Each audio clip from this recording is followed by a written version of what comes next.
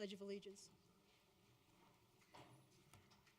I pledge allegiance to the flag of the United States of America and to the republic for which it stands, one nation, under God, indivisible, with liberty and justice for all. If we may have roll call, please. Jerry DiTullio, Here. Bud Starker, Present. Zachary Urban, Present. Christy Davis. Christy is ill tonight. Is she absent tonight? She's ill. She wrote in. Okay. Tim Fitzgerald, Here. George Pond, Present. Tracy Langworthy, Genevieve Wooden. Present. We have a quorum. Thank you. Are there any changes to the minutes of April 14? Madam Mayor, Yes. I move to approve the minutes of April 14th, 2014. May I Second. have a second? Thank you. This is seconded by Mr. Starker.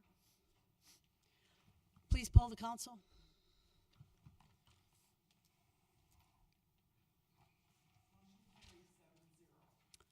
Okay, let's move on to proclamations and ceremonies.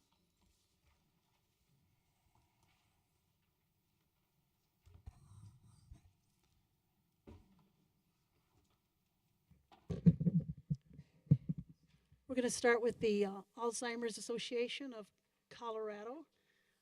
We have Sarah Spalding, Amelia Schaefer, and Jill Lorenz are coming forward and have something to say.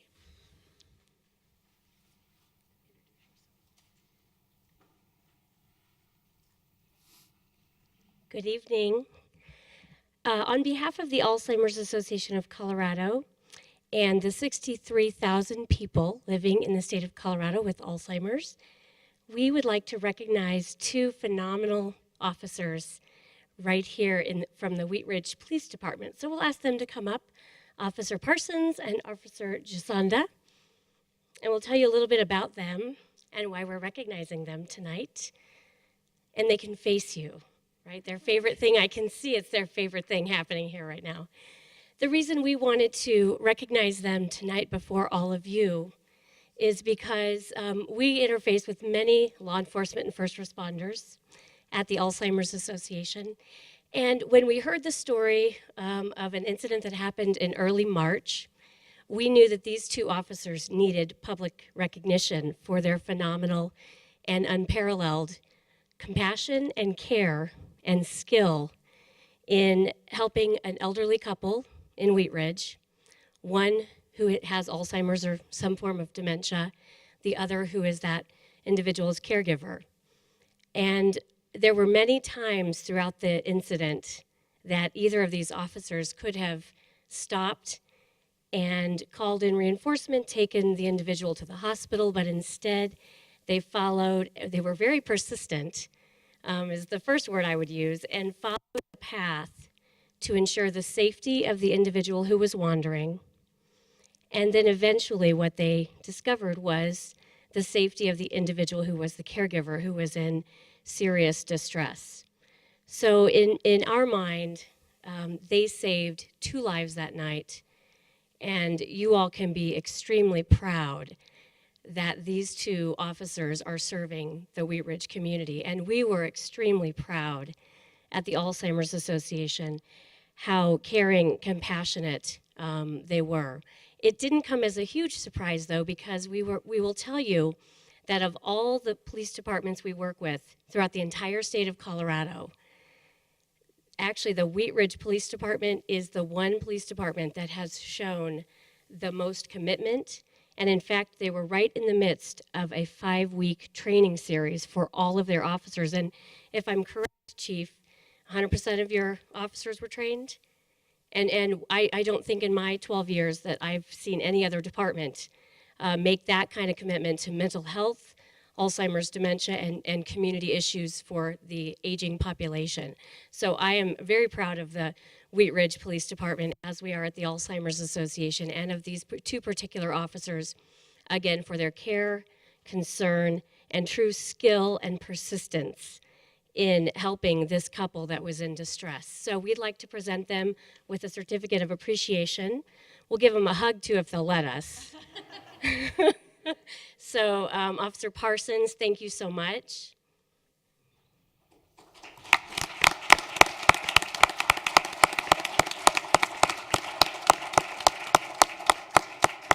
And Officer Jasonda, thank you so much.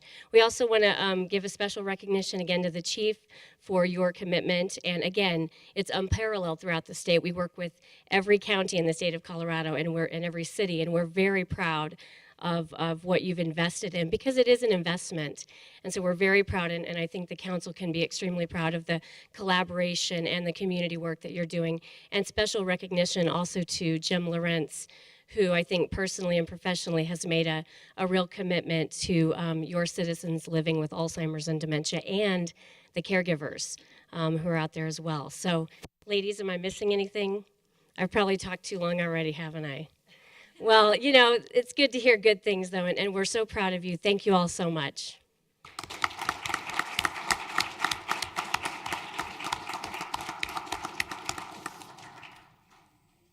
Never talk too long when it's saying good things about our police department. Thank you, officers, both of you. We're very, very proud of you. Okay, I have two proclamations to read. The first one is on traffic safety, and I want to ask, let's see, Chief Brennan and Commander Jim Lawrence to come forward.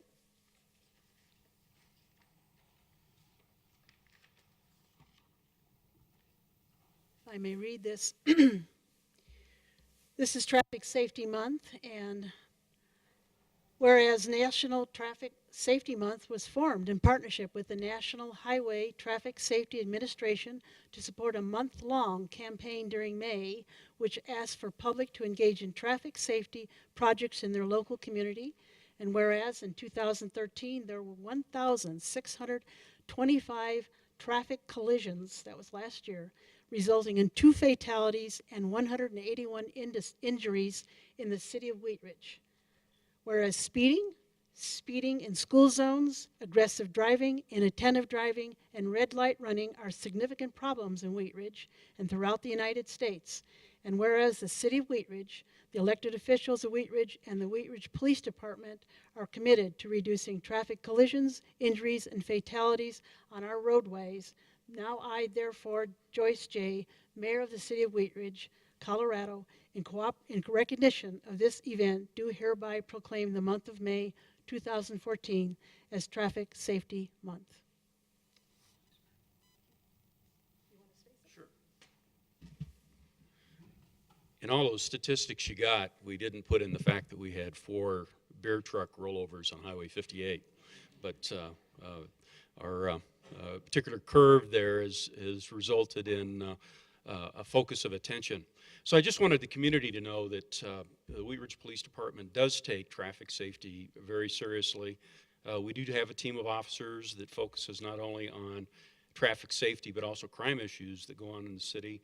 And we try to proactively look at the traffic issues that we have in the city from a problem-solving perspective.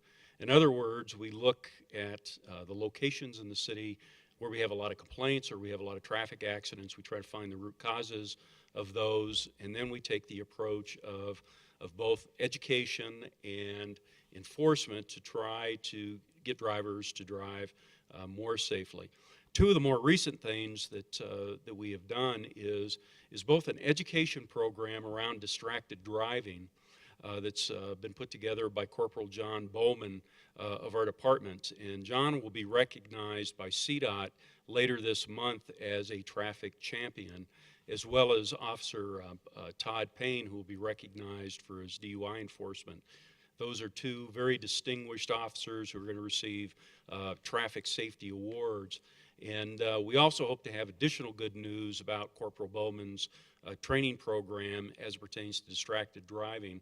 It started just as a Wheat Ridge initiative, and it's already become a statewide initiative, and John has been asked to speak at a variety of different educational venues about distracted driving and his personal journey through that resulted in a fatal accident involving his daughter's boyfriend and their young child. So a very, very powerful message as a result of a personal experience one of our officers had to live through. So I appreciate council's support for the police department and also our traffic enforcement efforts. Thank you.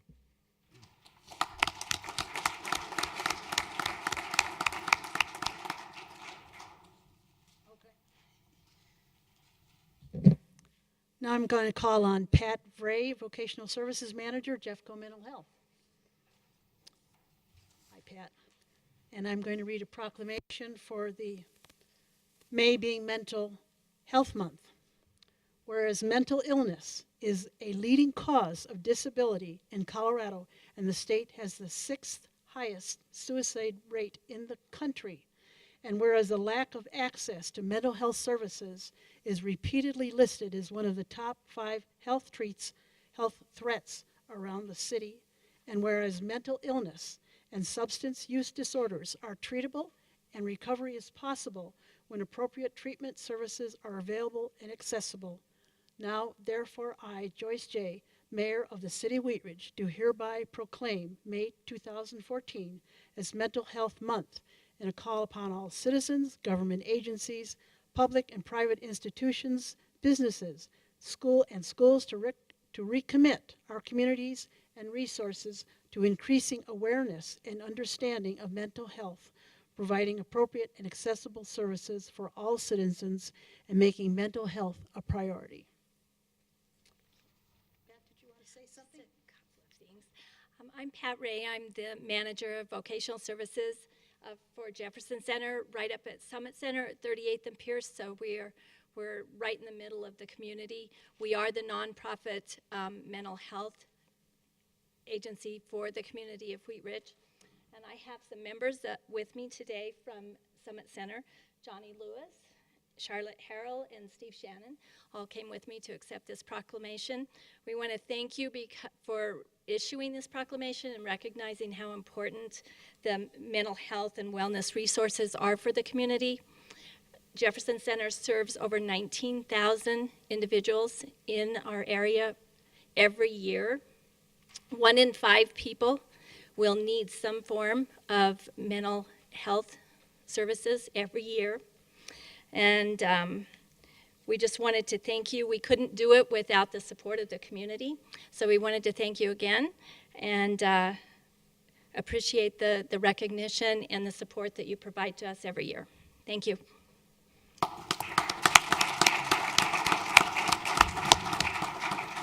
Chief Brennan? And council and citizens, I just wanted to reiterate the strong working relationship that the City of Wheat Ridge and the Wheat Ridge Police Department has with the Jefferson Center for Mental Health. We invest a lot of time. You heard in an earlier discussion the training that we have done around Alzheimer's and autism and dementia. We spend even more time training our officers on conflict mediation, resolution, and also crisis intervention training, which has been so critically important when officers respond to individuals with mental health issues who are in crisis. And we couldn't do that without a strong collaborative relationship that we have with the Jefferson Center for Mental Health. And we so appreciate their willingness to work with law enforcement. So I'd like to give them another round of applause for the good work they do in our community. Thank you.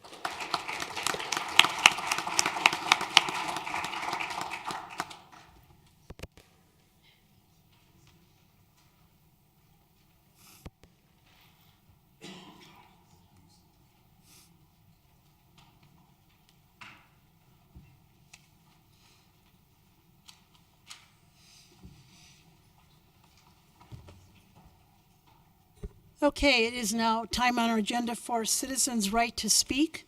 These are for items that are not on the agenda. And here comes the list. The list is hurrying across the room. Thank you. For the others, okay. All right, let's start. Okay, I know who this is Margie Cipher.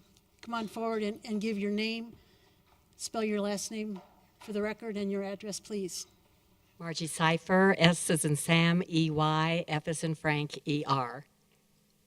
an address. Your street address, please. Street address, 3405 Ward Road, Wheat Ridge. May I proceed? Please.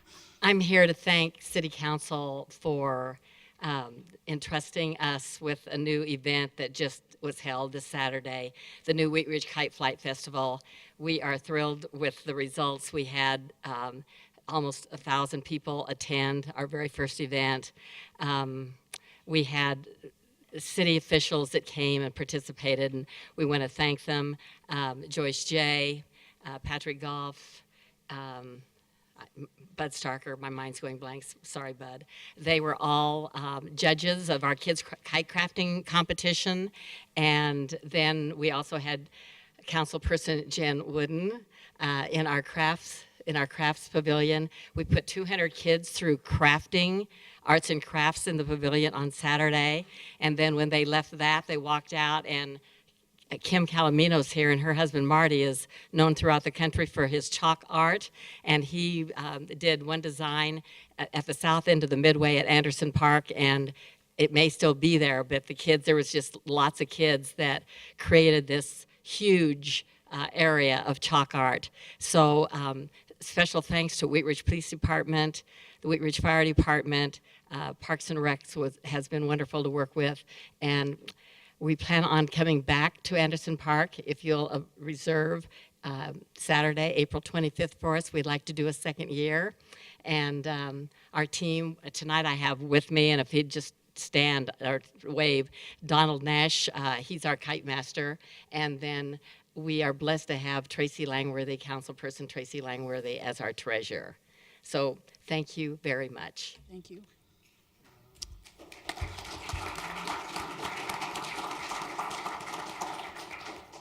Donald, were you going to say something? Give us your name and Donald Nash, your address. 7035 West 32nd Place.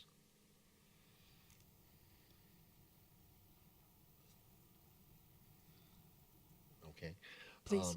I just wanted to come up and say thank you again, much like Margie. It was a wonderful event. I got to do a lot of work with the kids working out, making sure the kites were flying and helping them do repairs and stuff. Also donated the parachutes for the parachute races we had at the event. And I've heard lots of wonderful responses of that activity for the event.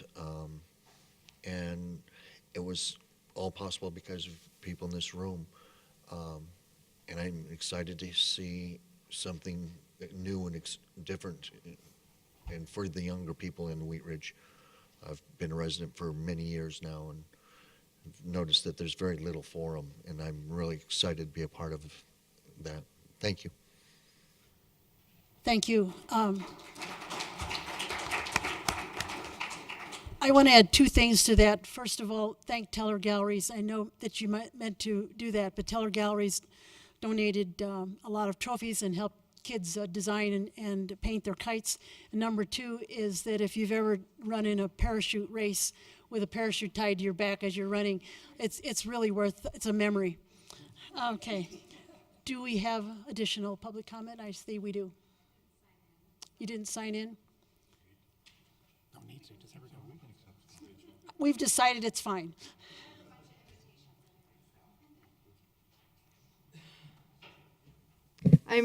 I'm Rachel Hulteen, and I live at 4690 Balsam Street. And I'm here today to share a whole bunch of invitations, which I think is fun to invite people to things.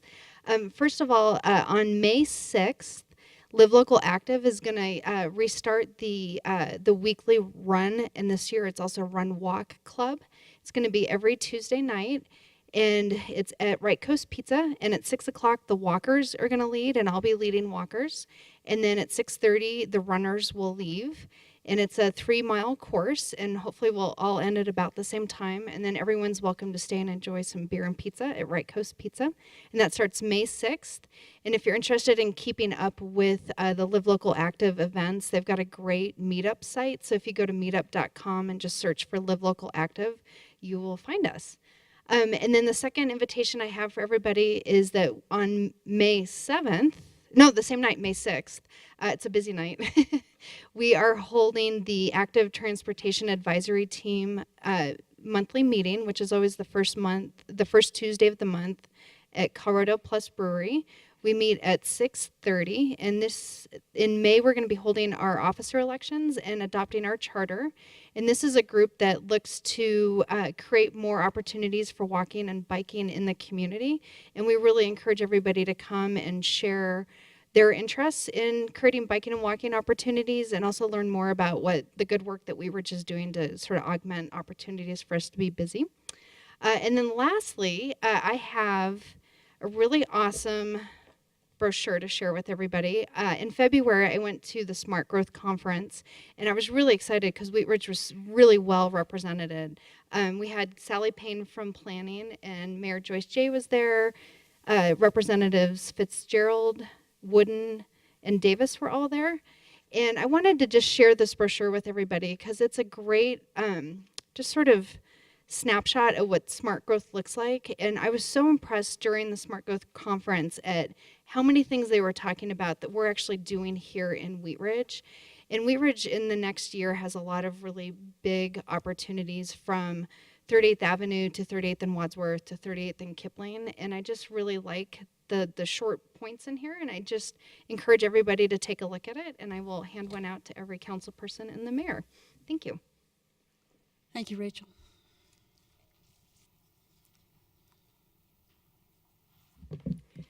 Good evening, Madam Mayor, council members. Kim Calamino, 4070 Dover Street here in Wheat Ridge. Just three things quickly, and mostly this. I know the council has reached out to our representatives and senators at the state legislature, but there is a bill passing through right now. It's House Bill 1375 that is in the Senate that would make the redevelopment efforts that we're embarking on here in Wheat Ridge more complicated, more costly, and prolong the process. Not a good thing for Wheat Ridge or other communities that do use TIF financing.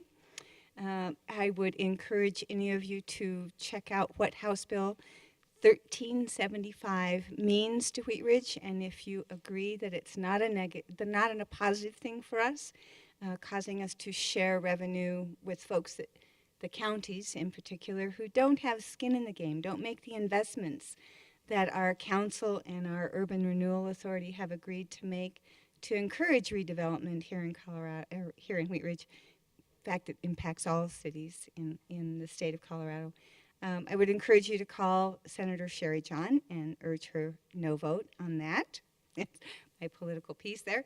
And I would like to thank and congratulate the Wheat Ridge Police Department for being proactive on Alzheimer's. I was recently at a talk by Dr. Potter from the CU hospital, who said, I'm sorry, this is hard for me.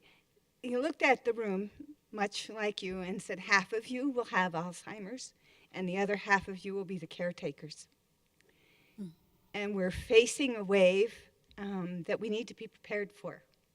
And so thank you for doing what you can to be prepared, and thank you to those of you who will be caretakers, and God bless of you who will be sufferers. But it's also true that Colorado stands to be the 17th state in the country to have an Alzheimer's center that is doing great research to help find causes and solutions. So I hope you take comfort in that. And lastly, I want to thank Margie for a great kite festival.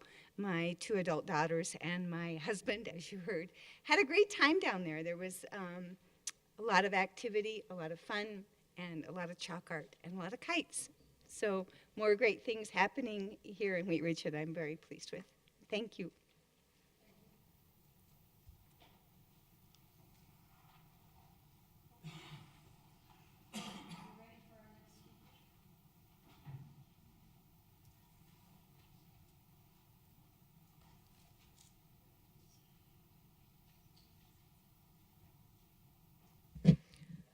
I'm Lori Odom, ODOM, 11490 West 38th Avenue in Wheat Ridge.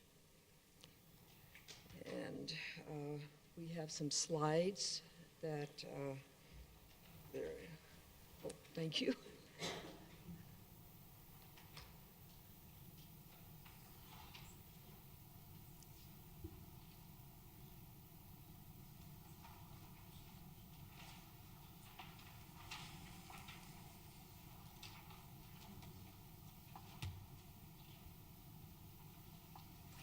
Thank you.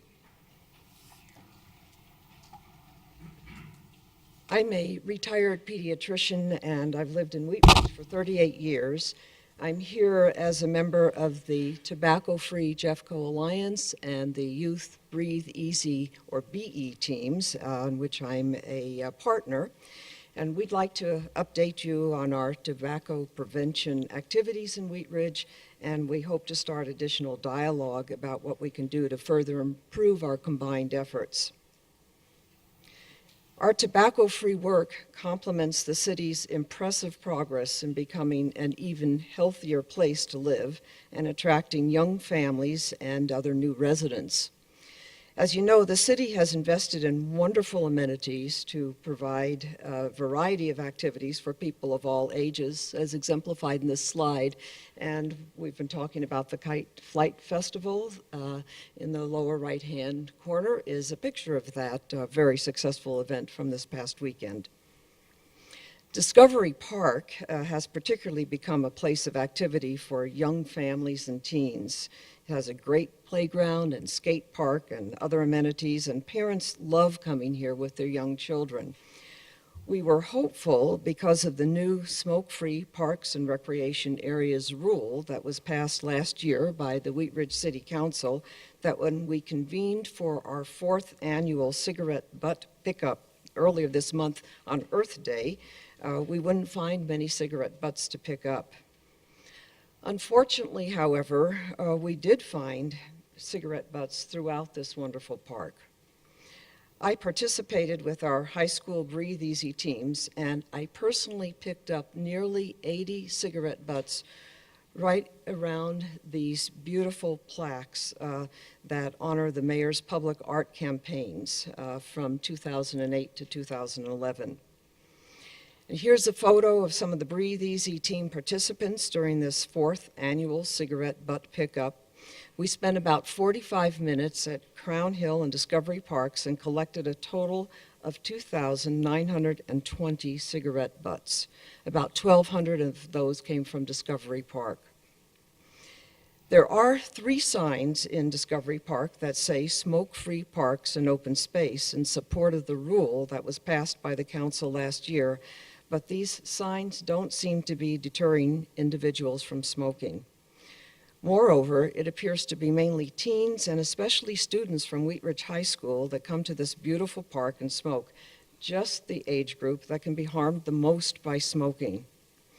We know you all want the new smoke-free rule to be successful, and we look forward to working with you on some solutions. Your 3 minutes is up. Now I'd like to introduce the Breathe Easy team from Wheat Ridge High School. This is Christy Preston, who's our youth engagement specialist, and Skylar Basta, a junior at Wheat Ridge High School. Thank you. Hi. Christy Preston, and the last name is spelled Preston. Do you need my address?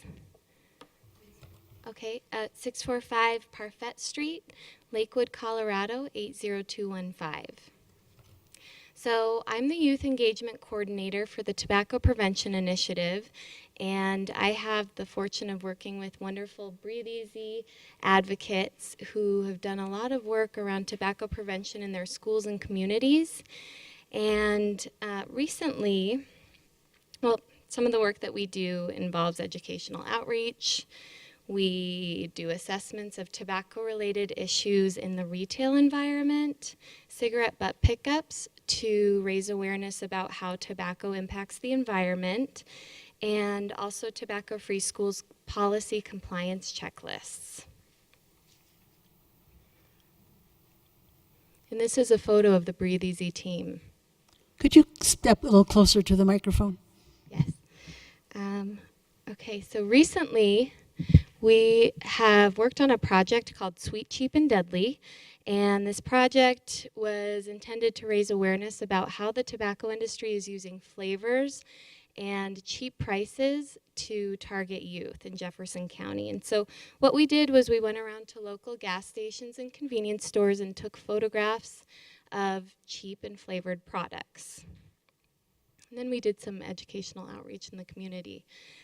So what we're seeing is the tobacco industry's efforts to reach kids through flavored products and price discounts is working.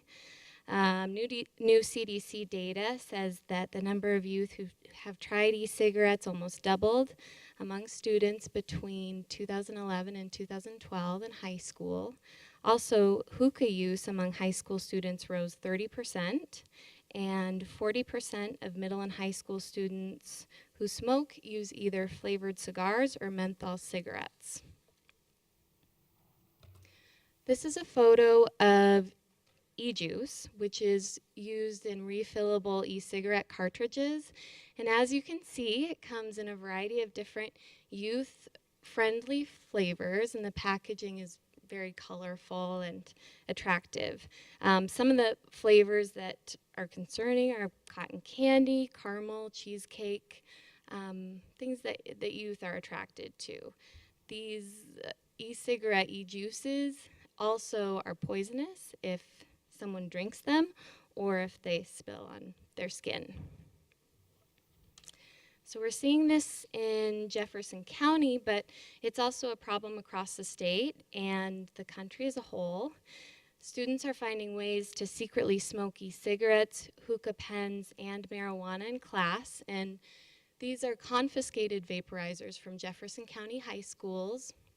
As you can see, it's very difficult to tell which vaporizer is a nicotine e-cigarette and which one is a marijuana vaporizer.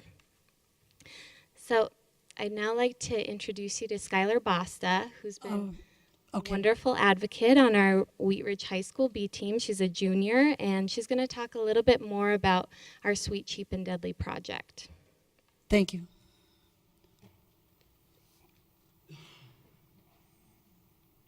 Hi, I'm Skylar Basta, B-A-S-T-A.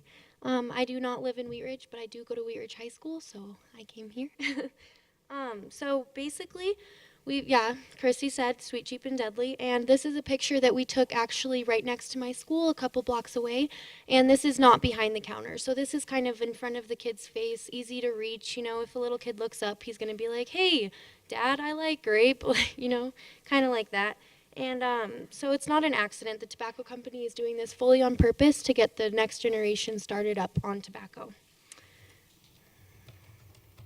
All right, and this is the hookah pens, I believe. And a lot of times they say that they're water vapor, but these in fact do have tobacco in them, and sometimes they also have nicotine. These have really become popular along high schools, and I've seen it a lot in Wheat Ridge High School and around in neighborhoods, bus stops.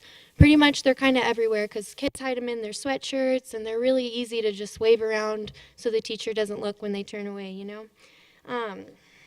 They're also really fun and colorful. If you kind of look at it, it would catch your eye. It also looks like a pen, so it's not even noticeable at all. It's just really secretive, which is also easy for teenagers. All right, so these are tobacco coupons and stuff like that, kind of showing that tobacco companies make cheap things, like cheap, deadly things, really cheap. And so kind of showing that the $1 sign, obviously $1 off isn't that much, but showing it and making it big for little kids to see and other people to see kind of makes it give them a thought of, hey, maybe I should get this, it's cheaper. And the tobacco spends nearly 84% of its advertising budget, which is about $7 billion, on price discounts and promotions to do these things. All right, so here's a little setup that we bring to Wheat Ridge High School. These are other B team members that unfortunately couldn't make it tonight. But basically, we set this up just to kind of educate the other students that aren't on the B team or have no clue what tobacco is doing to youth. And the results were shocking. A lot of kids came up and looked and were like, whoa, like I totally understand why this is in front of my face now and why they're doing this, or, oh, that's what got me hooked, you know? And I think that made a lot of difference just to show other teenagers in our school more on what it is and kind of show them how the tobacco companies are tricking them. So yes, we are concerned about tobacco use. That is a known fact. But we are here to kind of show you and hopefully try to make a difference with the sweet, cheap, and deadly thing. That's always a hard one to say. I think together we can make the next generation tobacco free if we just kind of keep trying to lean towards maybe not even leaving putting everything behind the counter, and also making hookah pens show 18 and like show your ID, because I notice a lot of gas stations, since it's not actually an actual cigarette or chew, you would say, they don't make students show IDs or anything. So a lot of younger 16 and younger kids can buy these. And so hopefully you guys will help us make a difference.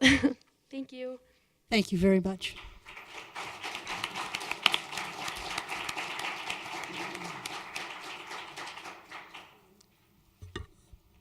That was a somewhat alarming report. Thank you for bringing that to our attention. We're going to move on with our regular meeting now. First, I need to ask if there's any changes to tonight's agenda. Seeing none, we'll go ahead as it is listed, and we start out with an emergency ordinance. This will be a public hearing, but I need it read. Tracy, were you going to read that? Tracy Langworthy? Yes. Thank you, Mayor. Emergency ordinance, an ordinance imposing a temporary moratorium on the submission, acceptance, processing, and approval of applications for a land use approval, permit or license for any medical marijuana infused products manufacturer, retail marijuana products manufacturer, or retail marijuana testing facility, and declaring an emergency. At issue, this ordinance imposes an immediately effective moratorium on the acceptance of new applications, as well as the continued processing of pending applications for marijuana manufacturing and testing facilities. The moratorium period is 90 days. That period may be shortened by future action of council. The purpose of the moratorium is to permit the council to evaluate the city's existing regulations concerning manufacturing and testing facilities, particularly in regard to land use and zoning issues. Thank you. I do need an ordinance number on this before we start the public hearing. Is there going to be a public hearing? Yes. Yeah, we'll have a motion at the end after the staff report on the public testimony. Open first before It doesn't we give matter. the ordinance number? If you've got the ordinance number available now, then whoever Okay. makes the motion can use it. This is ordinance number 1546. 1546. Mm-hmm. Thank you. I'm going to open the public meeting.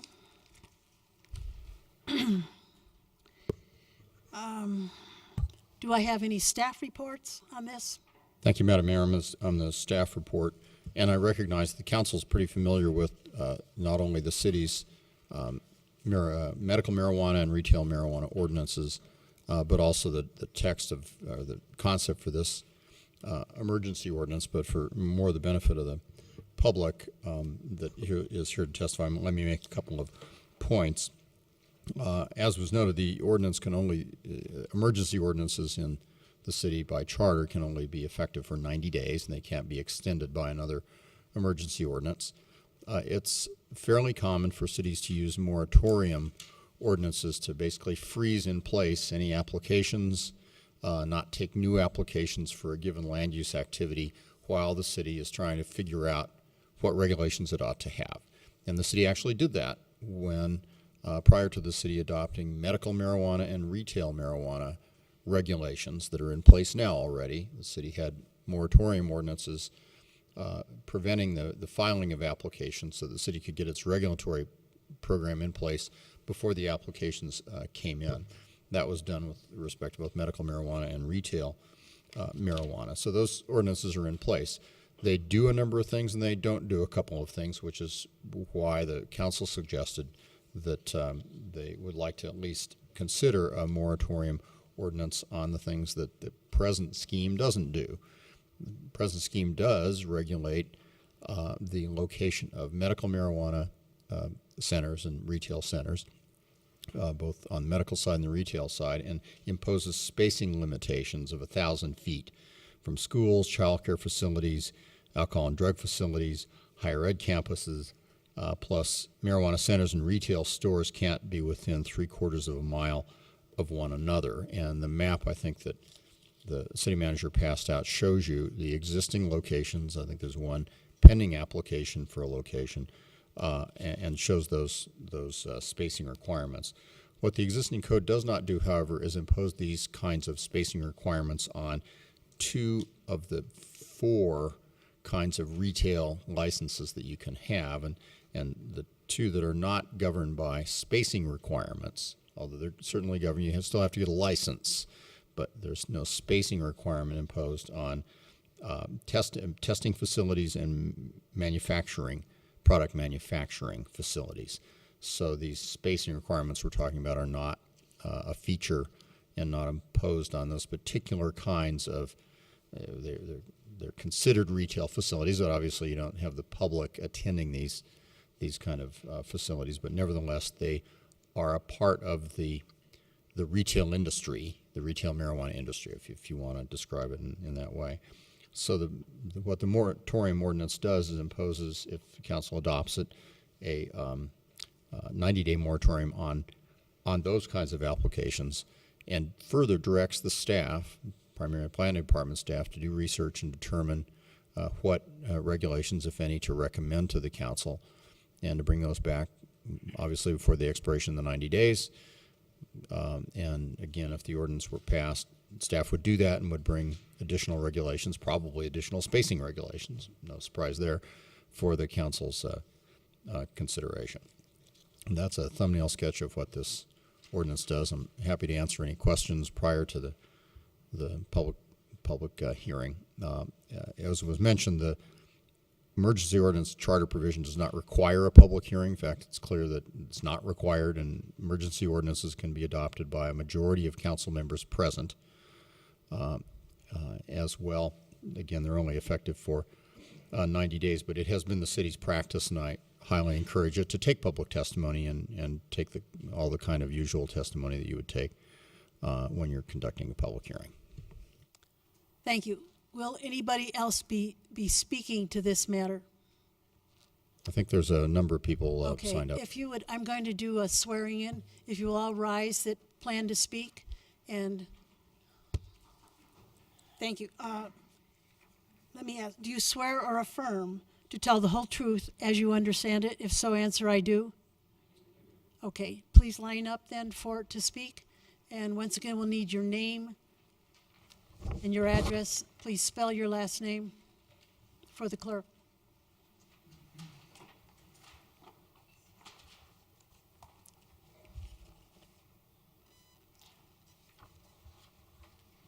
Good evening, Mayor and Council.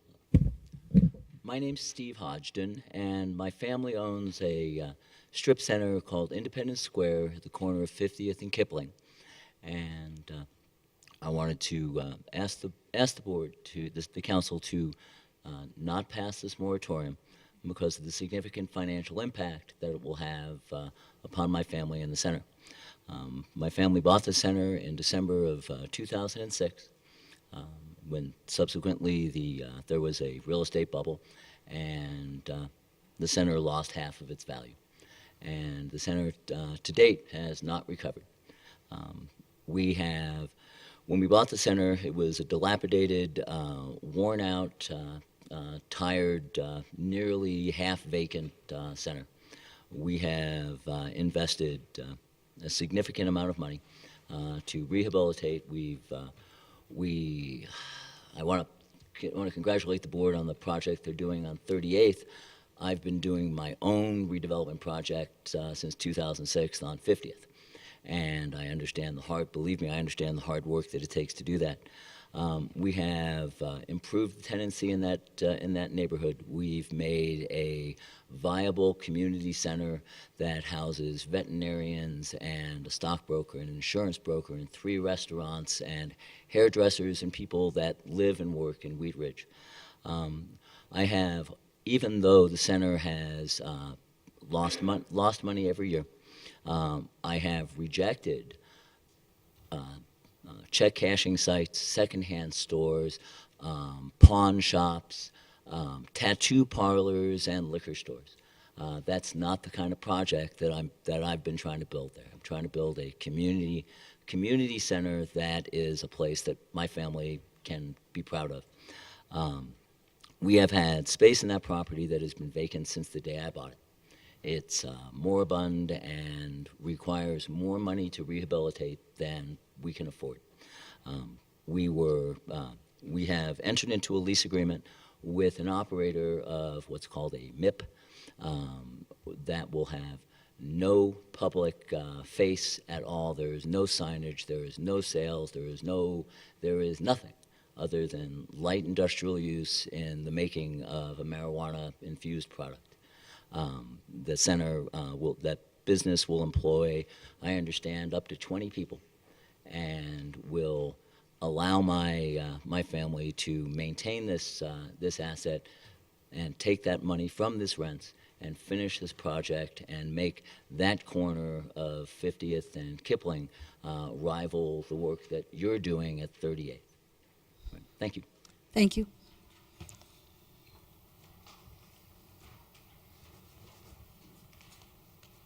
Hi, good evening. Mayor Jay, Council. I have just a short amount to add. Could we get your name and address? Oh, I'm sorry. Kathy Rossio, R-O-S, like Sam, C-I-O, 4700 Turner Road, Monument, Colorado. I am a property manager for Transwestern. I have worked and had the privilege of managing Independence Square for 6.5 years. While I don't have much to add to what Steve has just said, we've had our challenges over the years. In the 6.5 years that I have managed this property, we've had our economic struggles. And what my job is for the ownership is to create value so that eventually he can turn a profit and, as he says, take care of his family. And it has been a struggle. We have been 50% vacant. We're barely to 74% at this time. And with the proposed lease that we have in respect to this moratorium, it would help us increase our occupancy by 14.71%. And that is huge. It's huge for the other tenants in the project, as well as the surrounding neighborhood people that live in the neighborhood. We have renovations, as Steve mentioned, and I've had the privilege of working with Wheat Ridge on the renovation of our center, and we're currently in the process of painting the exterior of the property to help bring this the aesthetics up to a desirable quality. We are competing with new projects, and we're a 35-year-old property, and our asset is showing its age. So we ask for your open-minded consideration for this moratorium, and we hope that the construction and the continued growth that we're appreciating that Wheat Ridge has been doing will help benefit everybody in the center and in the neighborhood. Thank you.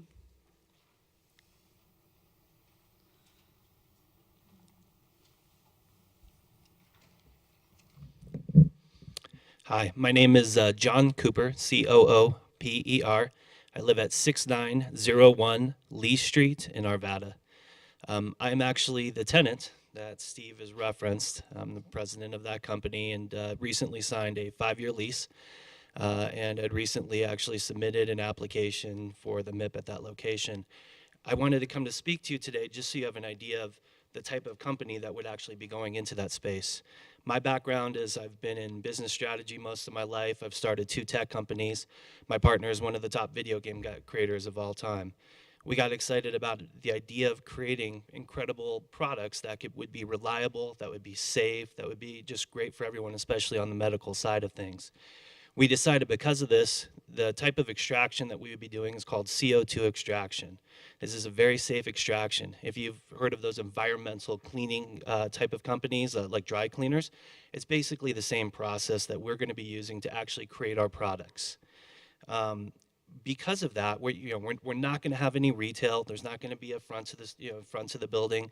There's not going to be any cultivation. Because of the type of extraction that we're planning to do, there's really going to be no noticeable smell. But on top of that, just to make sure, we're going to be using charcoal filters to really make sure that no one can really tell what we're doing within this facility itself.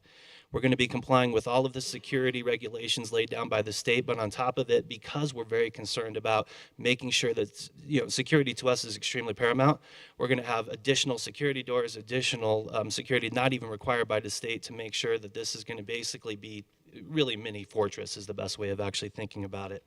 We're not going to be putting up any signs. We're not going to be doing anything like this is going to be promoting our product on the streets. We just want a nice, great place and a great community to be able to actually create these type of products. The one thing I'm going to correct Steve on is that actually we're going to probably be employing up to about 35 to 40 professionals working in this facility. We're going to be using cutting edge chemistry, and what this means is that we're going to be hiring we're going to be creating about 35 to 40 high quality jobs all in this community. A number of those actually being six-figure jobs are all going to be working out of this space. If the moratorium goes through and we're not actually allowed to move forward, I'm going to be forced to actually take this company and quickly move to another location, as I have a bunch of equipment on order, and I've got to get moving with a lot of this right now.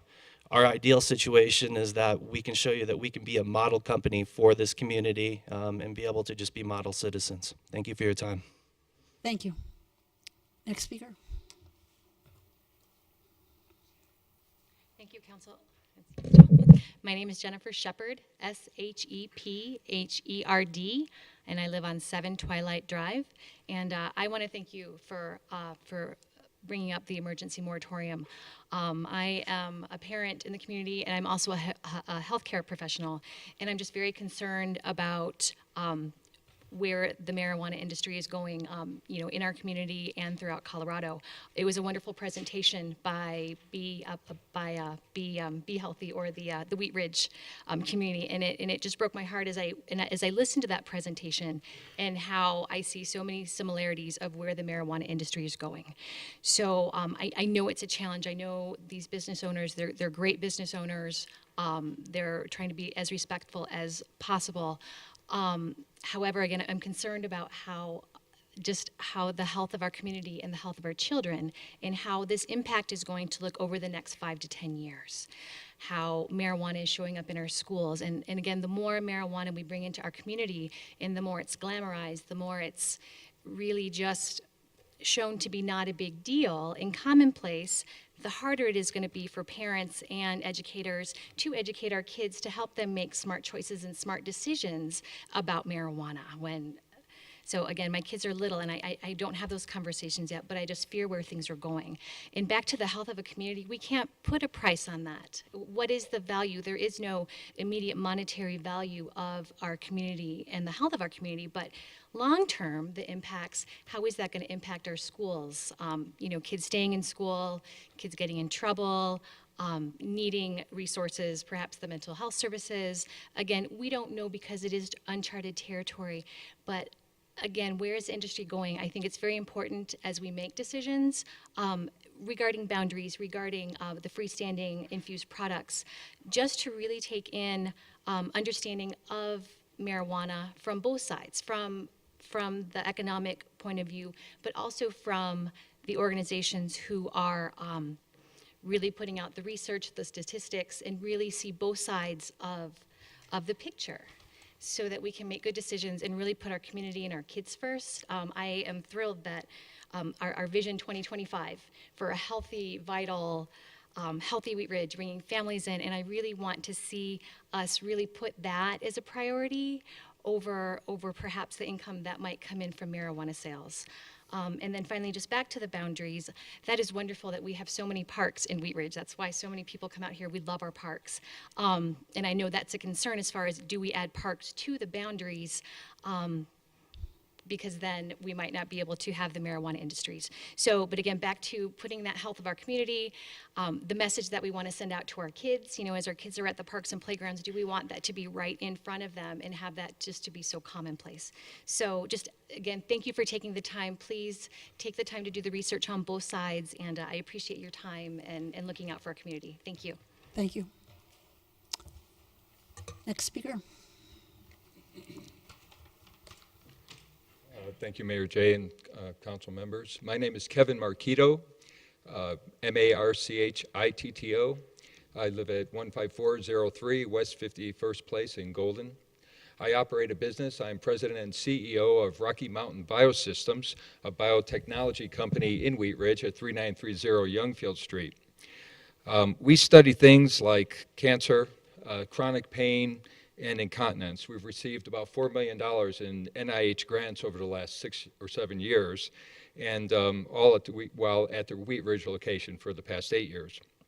We recently received FDA approval for our first product, which we believe will present a cure for incontinence for perhaps up to 50 million Americans. That's the type of research we do. We believe in the current research going on for cannabis and marijuana-related products because there seems to be a lot of anecdotal evidence that there's potentially a cure for cancer. There's potentially treatments for Alzheimer's. There's already been shown to be treatments for things like severe epilepsy. We already do a lot of pharmaceutical research at our facility. We merely want to extend that research to include cannabis in products. We are able to use very small amounts under federal guidelines, but given the status in Colorado, we're able to expand that research to a large degree. And this research is is groundbreaking. We don't oppose that the industry should be regulated. In fact, we've recently begun a spin-off company called Cannabis Compliance Testing. We believe the industry should be regulated. It's all about compliance. Okay, there are some risks associated with the industry, and we recognize that. We're on your side. I mean, we want to do research, we want to do testing according to the state regulations, and a large part of that is education. At this time, we have submitted a rezoning application to the city, and that's delayed our application for our marijuana testing facility. Hopefully, hopefully that doesn't mean that we'll be stopped dead in our tracks because of a moratorium. We have spent a lot of money investing in our facility and expanding our research capabilities to date in anticipation of this. It would be a shame to have to move to a new location. Not only is it important for the state, I mean for the industry, I believe, to be regulated in this way and for compliance testing to go on, I think it's very important for Wheat Ridge.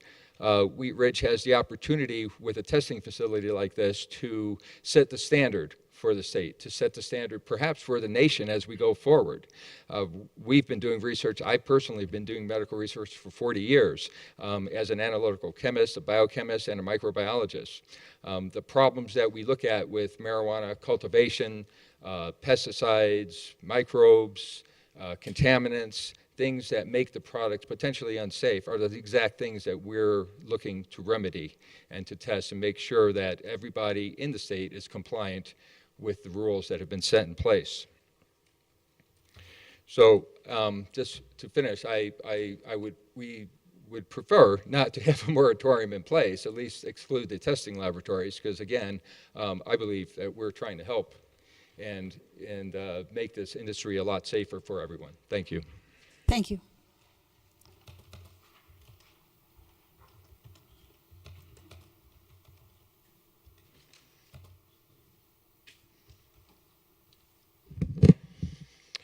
My name is Maxim Bierman, B-E-E-R-M-A-N, and I live at 1106 Hera Court in Lafayette, Colorado.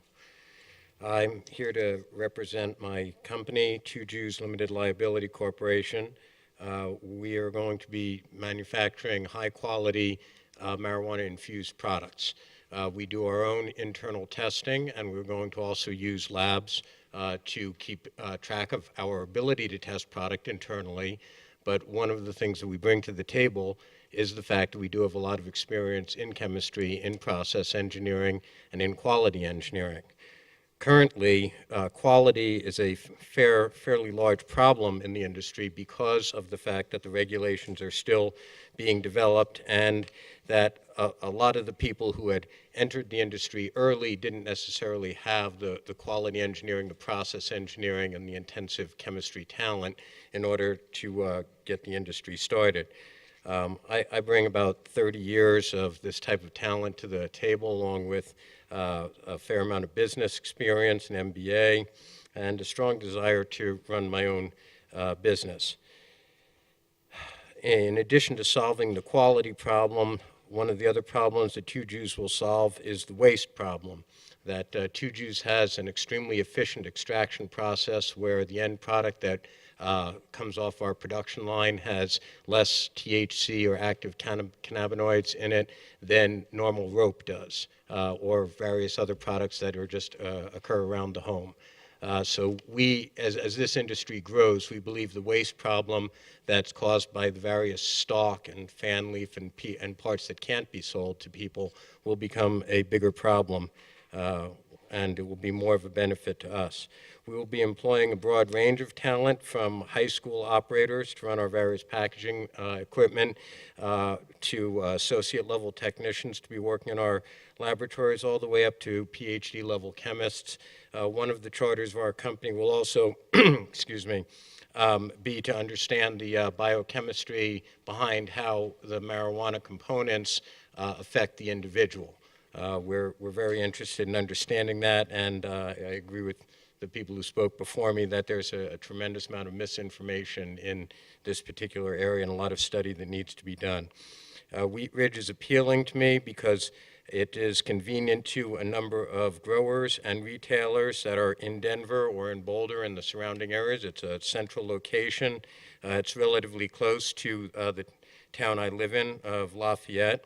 There's a number of places that are far enough away from where children would be located that could be secured and where we could maintain a very low profile, because we have no intention of growing any marijuana or doing any retail transactions. We don't really need to be in a very public place. I respect the wishes of the city of Wheat Ridge. I would just like to have an opportunity to compete in this market when Wheat Ridge is ready. Thank you. Thank you.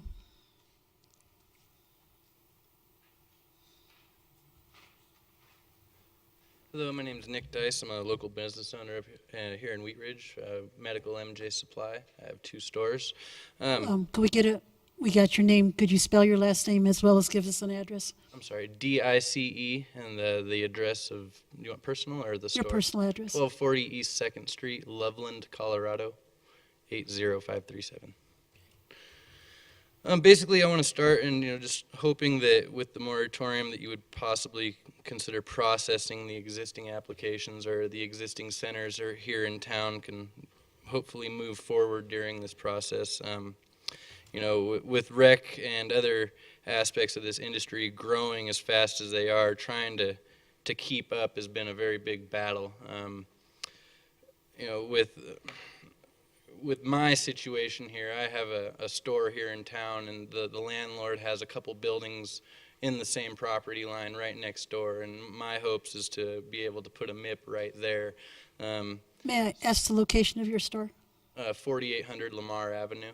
Okay, thank you. And maybe if you are going to consider moving forward on the separations, maybe not consider existing centers to not have separation buffers to themselves, but to other centers.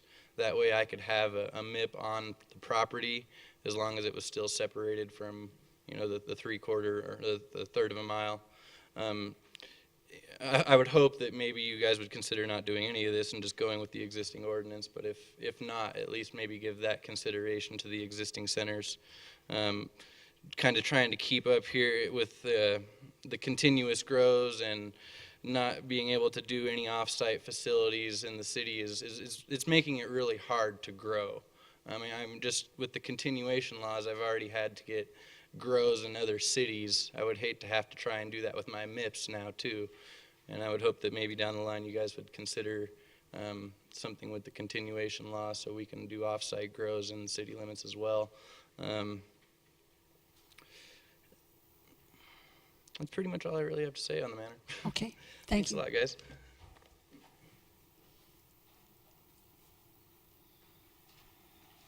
Hi, my name is Cassandra Dittis. I am the manager of Medical MJ Supply. Address is 2738 County Fair Lane, Fort Collins, Colorado, 80528. Could you spell your last name for us? Dittis, Dittus. Okay. And I'm going to kind of feed off of what Nick said, but wanted to touch on a few of the points that were brought up in the study sessions and how they relate to the separation buffers and imposing this moratorium as well. So our company currently owns and operates 2 of the retail stores and grows in the city, and we are looking to move the manufacturing center. If it were to move, the building's almost touched by about 10 feet. So we are trying to keep things close and enclosed. It was brought up with the continuation law that was the reason grows had to be connected to centers, was because of the transportation issue within the community. So we feel if this were imposed, that puts us farther into the community, looking for another location where we do more transporting. You know, it's more exposure to the community. Whereas right now we're trying to keep our facility secured and kind of all together. Whereas this would kind of put us out farther into the community. Another point that was brought up was the taxes associated with this as well. You know, like we are not allowed to have OPCs or grow locations that are not connected to a retail center. And similarly, manufacturing centers could be brought up in the city without actually bringing in any tax dollars to the city of Wheat Ridge. So that idea, I mean, was posed in our mind that, you know, having a manufacturing in a center be as synonymous as a grow in a center would be beneficial to the community and bring more tax dollars in, because that would guarantee that the resources that are being used from the city of Wheat Ridge, water, electricity, all of that, those tax dollars would be coming back into the community. So, you know, like we're great neighbors. We are good tax-paying business community members, so we really hope you'll consider these points going forward in the moratorium, and especially regarding the separation buffers. Thank you. Mark Barnes, B-A-R-N-E-S. Madam Mayor, council members, thank you for your time on this issue. I do want to point out... Could I get your address? I'm sorry? Your address, please? Yes, I'm sorry. 16919 West 63rd Lane in Golden. Okay. Thank you. I wanted to point out, as the city attorney was mentioning, this moratorium is limited solely to manufacturing and testing facilities. So this moratorium does not put a hold on recreational medical dispensaries. Their applications, those have already been approved. The city already did a moratorium while the state issued some heavy regulation on that. I think that I want to speak, following up on what Dr. Marquito said, in terms of the unique nature of testing facilities. I understand the public's perception or concern, particularly with regard to nearness of schools, things like that. However, unlike a retail shop that has people coming in and out, a testing facility does not have signage. It is not a business that would appeal to people walking in off the street. The current location that he talked about in the Youngfield Plaza is at the rear of an industrial park, does not face the street. In terms of state regulations, I do want to make very clear that this is one of the most heavily regulated industries outside of gaming or the nuclear industry, particularly on the testing side. Testing facilities have an extra layer of certification, inspections, and very detailed requirements. A college kid can't come in off the street and say, I want to open a testing facility. You have to have years of, you have to have a PhD in one of the natural sciences, and you have to have years of actually running a lab. And I think you saw some of the talent of some of the people that have spoke here today. We would ask that if you do impose this moratorium, that you would remove testing facilities from that, because we don't think that there's a need to impose this sort of moratorium on the testing facilities. I know that one of the questions initially was separation requirements that were applied just to the dispensaries. Those were not applied to testing facilities. Again, because of their nature, I don't think that just the logic of those applies, but with respect to the specific location in Youngfield Plaza, even if you applied the current separation requirements, that location does not come within any of those. It's not within 1,000 feet of a school. So to put this process on hold while the city understandably wants to discuss issues, I think is an unnecessary delay. And I do want to just reinforce the fact that the testing facility really is on the city and the state's side. The state has an interest in making sure that this industry is regulated. They have imposed mandatory testing. So you already have dispensaries in Wheat Ridge. Those dispensaries going into effect in May and June and October are new requirements that they have to have all of their grows and all of their strains tested, not only for potency, which has been in the paper for safety issues, but also contaminants. So having a testing facility, we don't think that there are enough testing facilities to meet the current demand to help the state with this process. So we think that it wouldn't serve the public's interest to slow that down, and we'd ask that you exempt testing facilities from the moratorium, or specifically, at least a testing facility like the one that Dr. Marquito testified about that is already applied and is in the process or the pipeline. Thank you very much. Thank you. Any further public comment? Are there questions from council to anybody Mr. DiTullio? Mr. Goff, how many applications do we have pending that would be either testing or MIP? Today, we only currently have one MIP pending application. We did have several others last time we spoke to council about this issue, but those fell through since that time. We do have as testimony was heard, we do have a rezoning application in process to allow a testing facility, but the actual application for the testing facility is not in yet with the city. Thank you. Any further questions of either staff or Mr. Fitzgerald? I'm not sure if I'm getting the person right here. Who is going to be the tenant in the shopping center? Is there potential for fire and flash in your facility? Yes, please. It's actually very unlikely based on the processes that we're going to be using CO2. I think what you're probably referring to is usually what's called hydrocarbon extraction, in which they're using something like butane or propane or something like that to actually do it. We're using CO2. So it's very little chance of anything happening associated with that. Does that answer the question? Yeah. Okay. Thank you. Thank you. Any further questions? Madam Mayor. Mr. Urban? This may be a question to the attorney regarding the ability to extract pending applications from the moratorium, or whether that is something that has to be included in the moratorium, or what does that process look like? No, it's perfectly fine to restrict the moratorium only to new applications that have not yet been received as of the effective date of the ordinance. That require an amendment to the ordinance, but it's that's easily done. So you can draw the line in terms of what the ordinance, what the moratorium ordinance freezes in a couple of different ways. Right now, of course, it extends to licensing and land use approvals, including the rezoning application that the city has in, as it was described. You can draw a line that says anything in the door continues to be processed. And you can also distinguish between the kinds of applications that are going to be frozen. Right now, as you see in the ordinance, the manufacturing operations and testing are both within the scope. There are two different kinds of manufacturing operation: medical marijuana infused manufacturing and retail. I would sort of lump them together as manufacturing, and then you've got testing. So you can divide up that moratorium effect in a couple of different ways.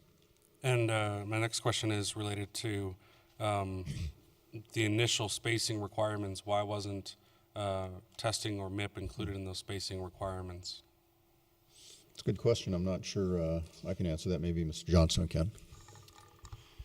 The ordinance was drafted that way in both the case of retail and medical. I think thinking that the much like maybe perhaps some of the testimony today, that the real visible components are associated with the retail centers, where there's more activity in terms of a customer base and signage and more commercial in nature and more visible.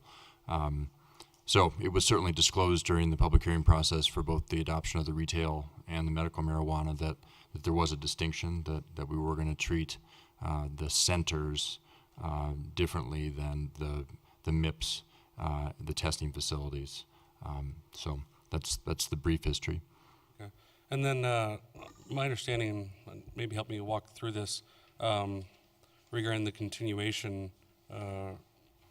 regulation, was that retail or medical shops could only sell what they grow on site. Is that the case, or am I mistaken? Yes, the retail shops are required to have on-site grows up to, I think it's 70%. 75% of 70% of what they sell. The city chose not to permit, and our regulations do not permit, a freestanding grow elsewhere that is only a grow. If you're going to do retail, you have to also have a grow present. I think it was mentioned in some of the testimony that produces the product to the extent of 70% of what you sell. And does that also apply to the manufacturing as well? Is there a requirement that they have grow operations for that, or where do they get the crop, if you will? No requirement of an on-site grow operation, so they would need to, acquire it, have it delivered to be then processed or to be tested, whichever. And sorry, I'm asking so many questions, Mm-hmm. but under the current application process for manufacturing, is there any distinction or understanding of an applicant's desire to grow on site, or if that has any bearing on the application itself? With respect to testing and manufacturing? Correct. Well, I mean, obviously not. I wouldn't assume that a testing facility would have a grow operation. I'm assuming that it'd be more likely in a manufacturing setting, but. That's correct. The present regulations don't, because an on-site grow is not required for manufacturing or testing. The regulations are really specific on on-site grows only with respect to retail, because very honestly, that was the focus at the time. That was the focus of the state regulations, kind of a statewide policy debate around that, and different cities came down different places. I don't want to oversimplify it, but I think that the concept of on-site grows for manufacturing and testing simply weren't discussed or nearly as relevant or important, kind of below the level of detection at that time, and so it was not required here. If I were to do a testing or manufacturing facility here, I'd contract to have such product as I needed delivered to me, and there's nothing in our regulations that precludes that. Okay. That's all the questions I have right now. Thank you. Ms. Langworthy. So I have a couple questions. I'm not sure. I mean, you gave us a map, so I'm hoping that meant you knew a little bit more than what it says on here. For the MIP that's pending, do you know the distance between that and the drug treatment center? Because it looks like it's probably more than 1,000 feet, but I'm not really sure. The MIP that's pending, which is on Kipling on your map in green, and then if you go down to the drug treatment facility, not exactly familiar with, I think that's I'm not sure the name of that facility, but it would appear that is less than 1,000 feet. It's less than 1,000. Okay. Yeah.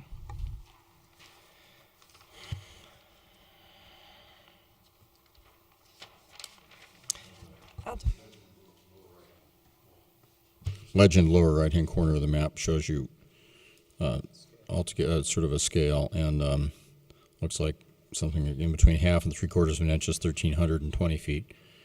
And the distance, yeah, lower right-hand corner. So the distance is pretty clearly less than 1,000 feet. Mr. Pond? This is a follow-up, actually. Just a clarification on the question and the answer regarding the infused products manufacturer or and whether and the relationship with a grow. So I just wanted to clarify if a MIP was coming in for application, and that they could actually be applying for a grow operation at the same time with that application, and we don't restrict that in any current fashion? They would need to apply for a retail center application, Mr. Pond, and then with that license, then they can apply for a secondary license that goes with that. That would be the optional premises cultivation license. So if they had a center and applied for that license and got approved, got the additional approval for the optional premises cultivation license associated with that center, then they could additionally also have a manufactured product license as well that could be associated with the same address. Right, but there are established physical restrictions and other zoning restrictions related to a retail center. Yes.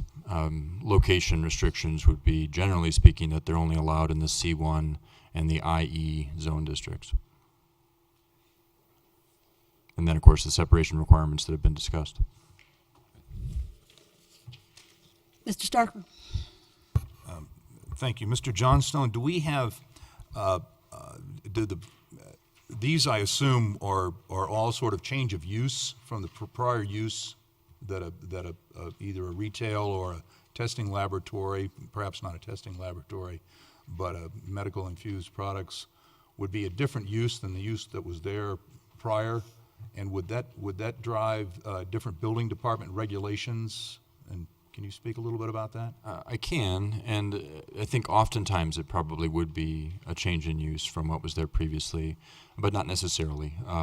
We've generally, in the ones that we've reviewed in terms of the infused products, been classifying them as essentially a manufacturing type of use and requiring manufacturing codes in terms of fire suppression over a certain size of a facility, fire separation over a certain size of a facility, but generally regulate them under those sections of the international codes.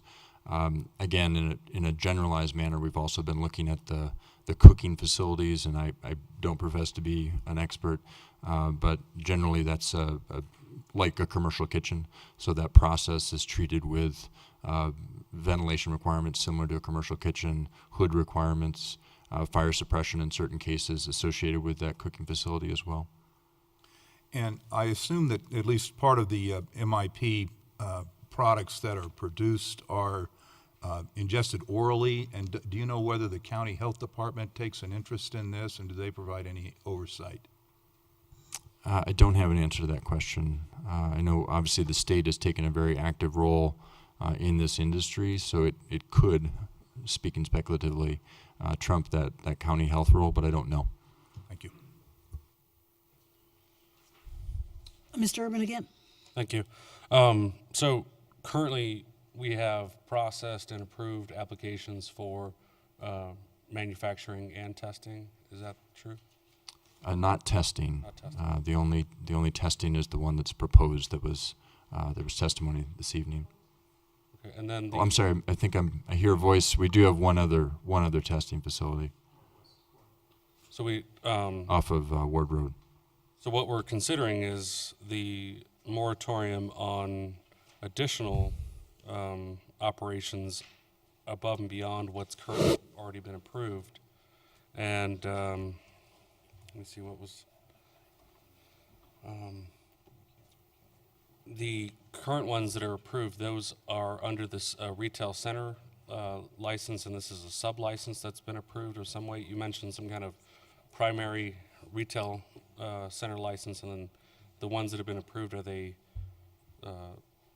in addition to an existing license that a retail center has, or I guess my question is, are there any currently approved operations that are separate and distinct from any retail or medical operations? Specifically to the MIPS? Yeah. I believe not. I believe we have, just looking at the map here, that we have two MIPS that are associated with a retail center and a grow. And then we have the one MIP that's pending that would be the standalone. Just the manufacturer has been described tonight. Okay. Thank you. Seeing there's no more questions, we will go to the motion and a second, and I believe we have a. All right. Can someone please read the motion? Tracy, that would be you.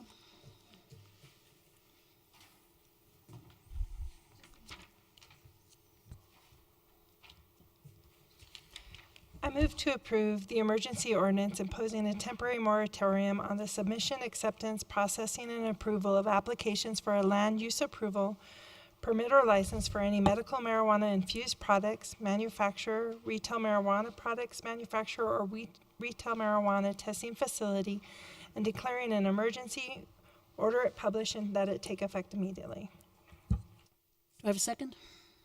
Second. Madam Mayor? And Mr. DiTullio? Yes, I have a few amendments I'd like to make tonight. Based on what we heard from the testimony and from staff, the operational type of amendments that we could make in the code could be done at any time, whether it's filtering or issues of that nature. So I'd like to make the first amendment. I passed out an amendment that I had requested from the city attorney. I moved to amend ordinance number 1546 by the addition of a new section 2 to read Section 2, exemption for pending applications.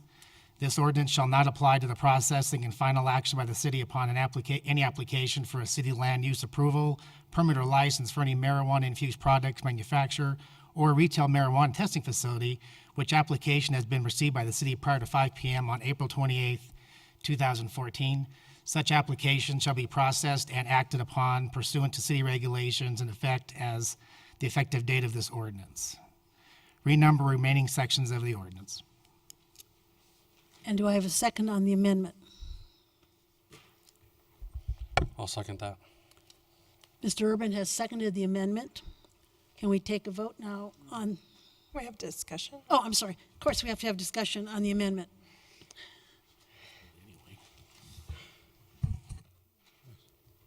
Mr. Fitzgerald.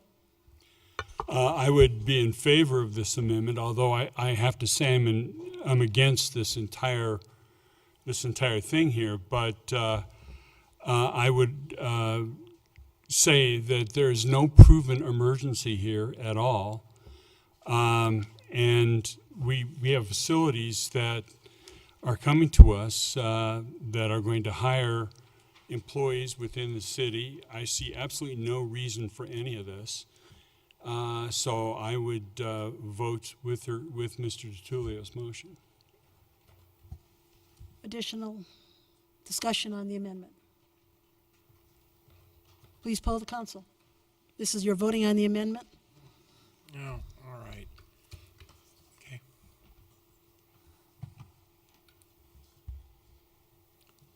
You guys. Motion carries 6-1 with Councilmember Wooden voting no. Madam Mayor? Yeah. I'd like to make one more amendment based on the testimony tonight from staff. I move to strike testing facilities from the moratorium. I'll second that. It's been moved and seconded to remove testing facilities from the moratorium. Can we have a discussion on that? Ditto. Ditto. There is absolutely no reason to separate testing labs from each other. These are not retail facilities. Doesn't really matter where they are. They just look like labs like any other kind of lab. So there's absolutely no reason to consider labs in this motion. Madam Mayor. Mr. Urban?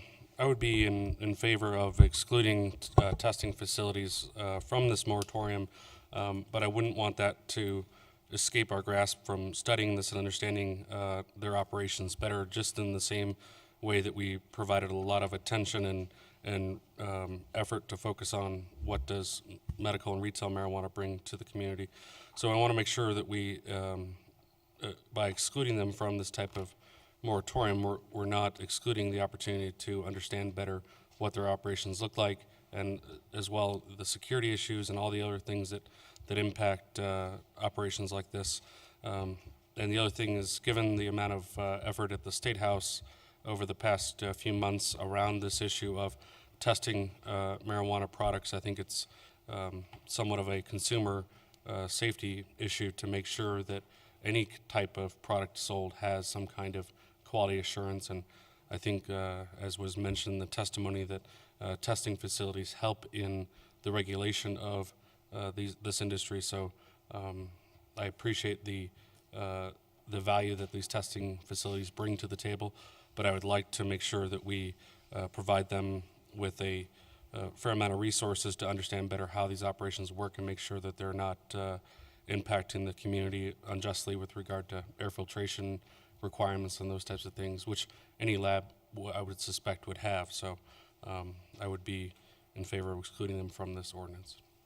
Mr. Dell, would you like to comment on that? Sure, just from a drafting perspective, at the moment you've added a new section, and of course, all of the sections in various places refer to testing, you'd need to clarify from the maker of the motion to the second if you were to do what Councilmember Urban wants to do, and I understand where he's headed. The only section that you wouldn't want to remove testing from, and you'd want to retain it in order to accomplish what he's describing, would be Section 4 as printed, but Section 5 as renumbered, which is the section staff to investigate and prepare proposed regulations. Because, That's okay. yeah. I'm okay with that as the motion maker. Okay. All right. Can you repeat that so that we know what we're voting on? We're voting on striking the word testing, but except for a certain section of the ordinance. Yes, as I understand the motion would be to strike testing facilities from sections 1, 2, 3, and 1, 2, 3, 4, and 6 1, of the 2, 3, 4, and 6? and 6, yeah. So we're all leaving sections except section 5. all is sections probably except- a better way to do it. All right. Are we ready to poll the council? We are voting to strike the word testing from the moratorium in all sections except section 5. Is that correct? It'd be retail marijuana testing facilities is the term of art that's used, and that's what you're taking those facilities out of all those sections except for 5. One question on that: is there any non-retail testing facilities or independent testing facilities? There may well be. I think there may well be, but again, if you remove it, Doesn't matter. and then all the ordinance would then do is direct staff to research, among other things, retail marijuana testing facilities. So I think you're safe in terms of. I just the net want to make effect. sure that the intent there is that any laboratory that tests marijuana in any form would be part of our thought process and understanding Yes. how it impacts. I believe that's the direction staff would obtain if you adopt the ordinance the way you propose to amend it. That sounds like that's been cleared up. Can we poll the council?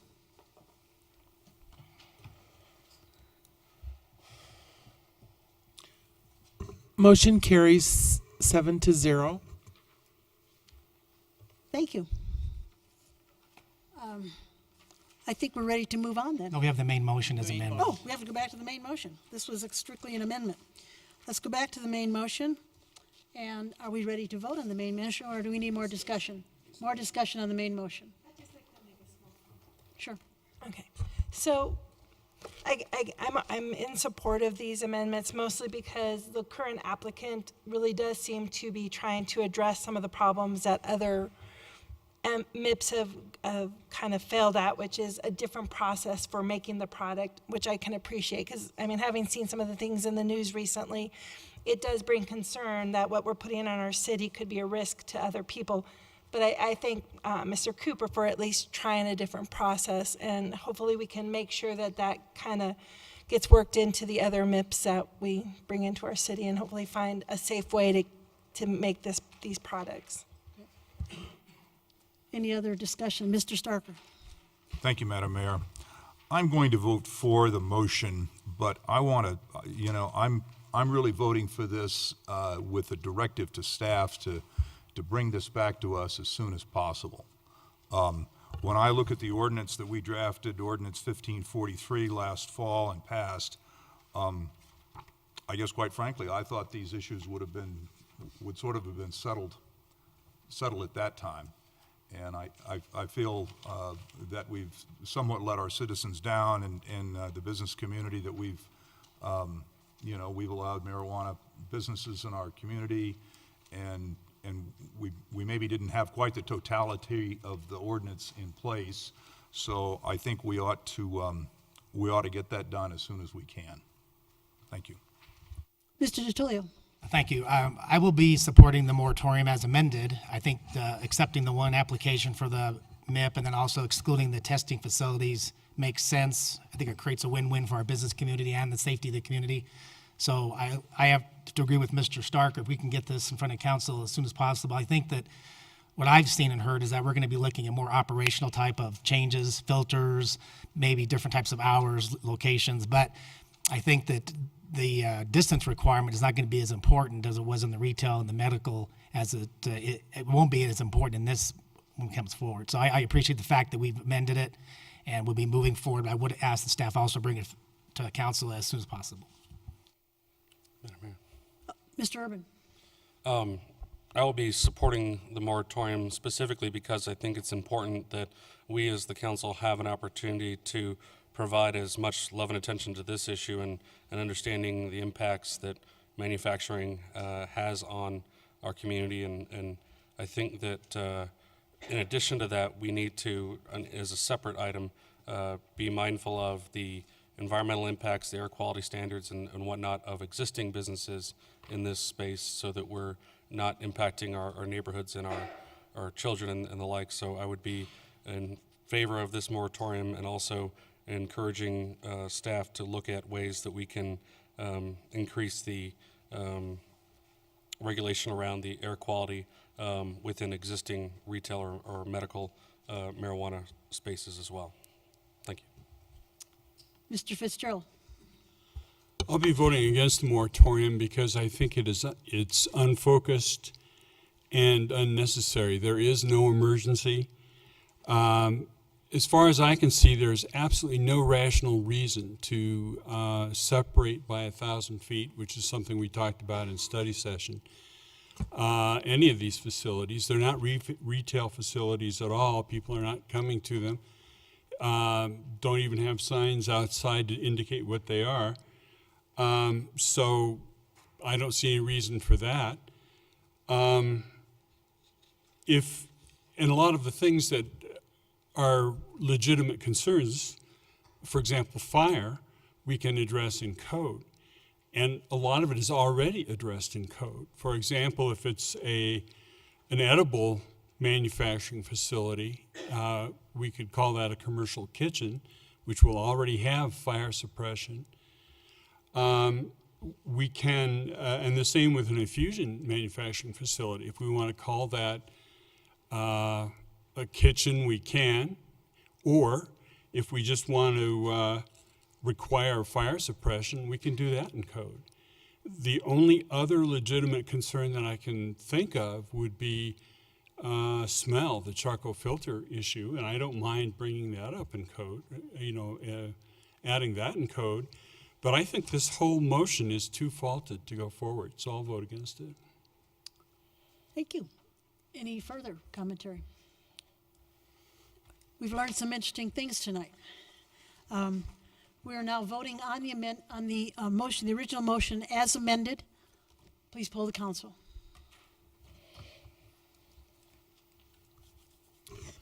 Motion carries 6-1 with Councilmember Fitzgerald voting no. Thank you. And thank you for everybody who's come here to speak. Item number 2.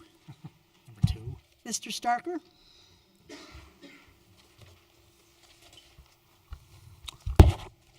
Thank you, Madam Mayor.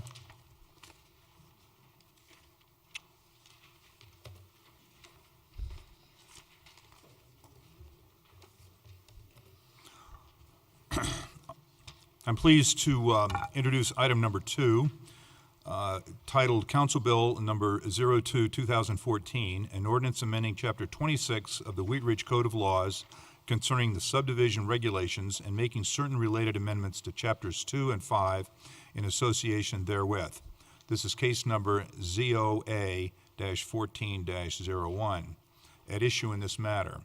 The proposed ordinance entails a repeal and reenactment of Article 4 of Chapter 26 for the purpose of improving the subdivision regulations and addressing these central goals: to simplify the subdivision review process, to provide more clear and contemporary design standards, to establish consistent and defensible dedication and public improvement requirements, and to improve clarity and organization within the zoning code. Thank you, and I need an ordinance number on this one again. This is ordinance number 1547. Thank you. I'm ready to open the public meeting. And I need to swear in anyone who is testifying. Anyone else testifying? Do you swear or affirm to tell the whole truth as you understand it? If so, say I do. Thank you. Thank you. Good evening. I'm Lauren Michalak with the City of Wheat Ridge Community Development Department. I'll be presenting the case tonight. Just a few comments. This is a code amendment of the subdivision regulations, which are located in Article 4 of the zoning code in the municipal code. And just as a quick reminder, a subdivision is one type of a land use application. It's not typically looking at specific development or site plans. It's a technical document that's preparing land for development. So it's not changing the entitlements or what you're allowed to do on the land, but it is establishing property lines and easements. And ultimately, we use the subdivision regulations to promote orderly development, logical lot layouts, and shared access. It's good planning to have current subdivision regulations, and the process of amending this code has been ongoing for several months as a collaboration among the Community Development Department, Public Works, Parks and Rec, City Attorney's Office. Council reviewed the draft ordinance of Article 4 in March and gave direction to move forward. As Mr. Starker stated, the goals of this code amendment, as with the goals of several code amendments in the past few years, are to simplify the land use case processing and to bring our design standards not only to be more contemporary, but also to more reflect the climate in Wheat Ridge. We're mostly an infill community. We're not looking at many broad swaths of land that need to be subdivided like some of the more outlying suburbs. Just briefly tonight, I want to touch on the 3 big code amendments that are part of this ordinance. The first is subdivision review. We use the term subdivision broadly, but we're really referring to several different types of plats. In particular, this ordinance is identifying 3 types of review and expanding administrative or staff review to include any plat with 3 or fewer lots. The second major amendment relates to parkland dedication. That section of code is one that currently and will continue to require that all new residential development or subdivisions dedicate land for parks. Where land's not available, a fee is paid in lieu. And in the past, this particular code section has introduced a lot of subjectivity into a code section that should otherwise be fairly technical and straightforward. So we're not increasing the requirements, but we are changing how the land amount and fee is calculated so they can apply more uniformly. I should note that we've proposed that council set a value, per acre value, in order to allow us to enforce that fee uniformly. That will be done by resolution, and staff will be bringing that to you along with a recommendation likely next month in May. And then the third major component, of our ordinance tonight relates to public improvements and specifically to streetscape improvements, so curb, gutter, sidewalk, amenity zones. Essentially, with all development projects, platting or construction, residential or commercial, staff looks at adjacent public right-of-way to confirm whether or not it meets current standards. And over the years, we've had a variety of code amendments throughout the municipal code that have led to a very complex system of enforcing this intent of improving our streets. And so we've taken this opportunity to update all of those different provisions in the subdivision regulations. So the code itself and the intent of the code won't change. Any project that results in new roads, new lots, new development, or additions that increase the floor area by 60% or more may be required to either construct or pay for those types of streetscape improvements. There's no real change as it relates to multifamily or commercial construction, but we think it'll be very beneficial and more fair for single and two-family construction, where the fee will be based strictly on the linear frontage of a lot. There are several other code amendments. It's a long ordinance, but most of the other minor work relates to making the language more clear, updating cross-references, reorganizing, so it's more user-friendly and staff-friendly ordinance. Planning Commission did recommend approval at a public hearing on April 3rd, and staff is recommending approval of the ordinance. I'll stop there and entertain any questions that you might have. Mr. DiTullio. Thank you.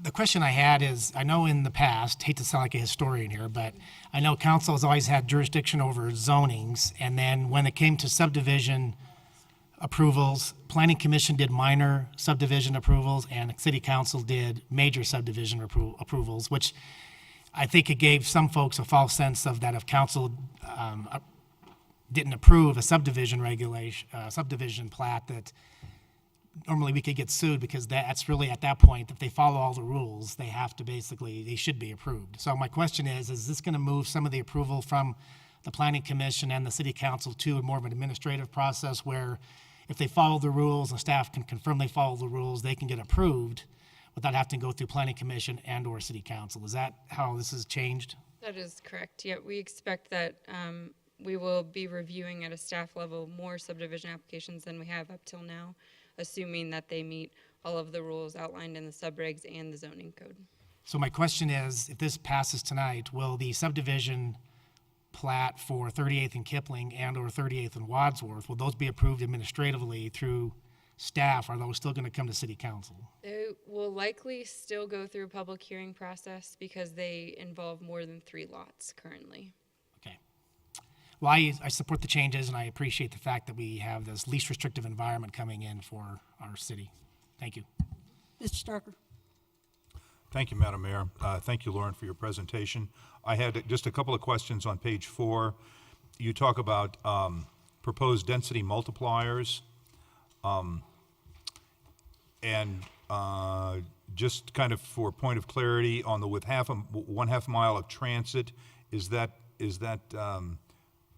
bus transit systems in addition to rail? Sure, we included a definition of transit, so that does include, I believe, a bus transfer station or any light rail or commuter rail station, so those major hubs that promote multimodal transportation. Thank you.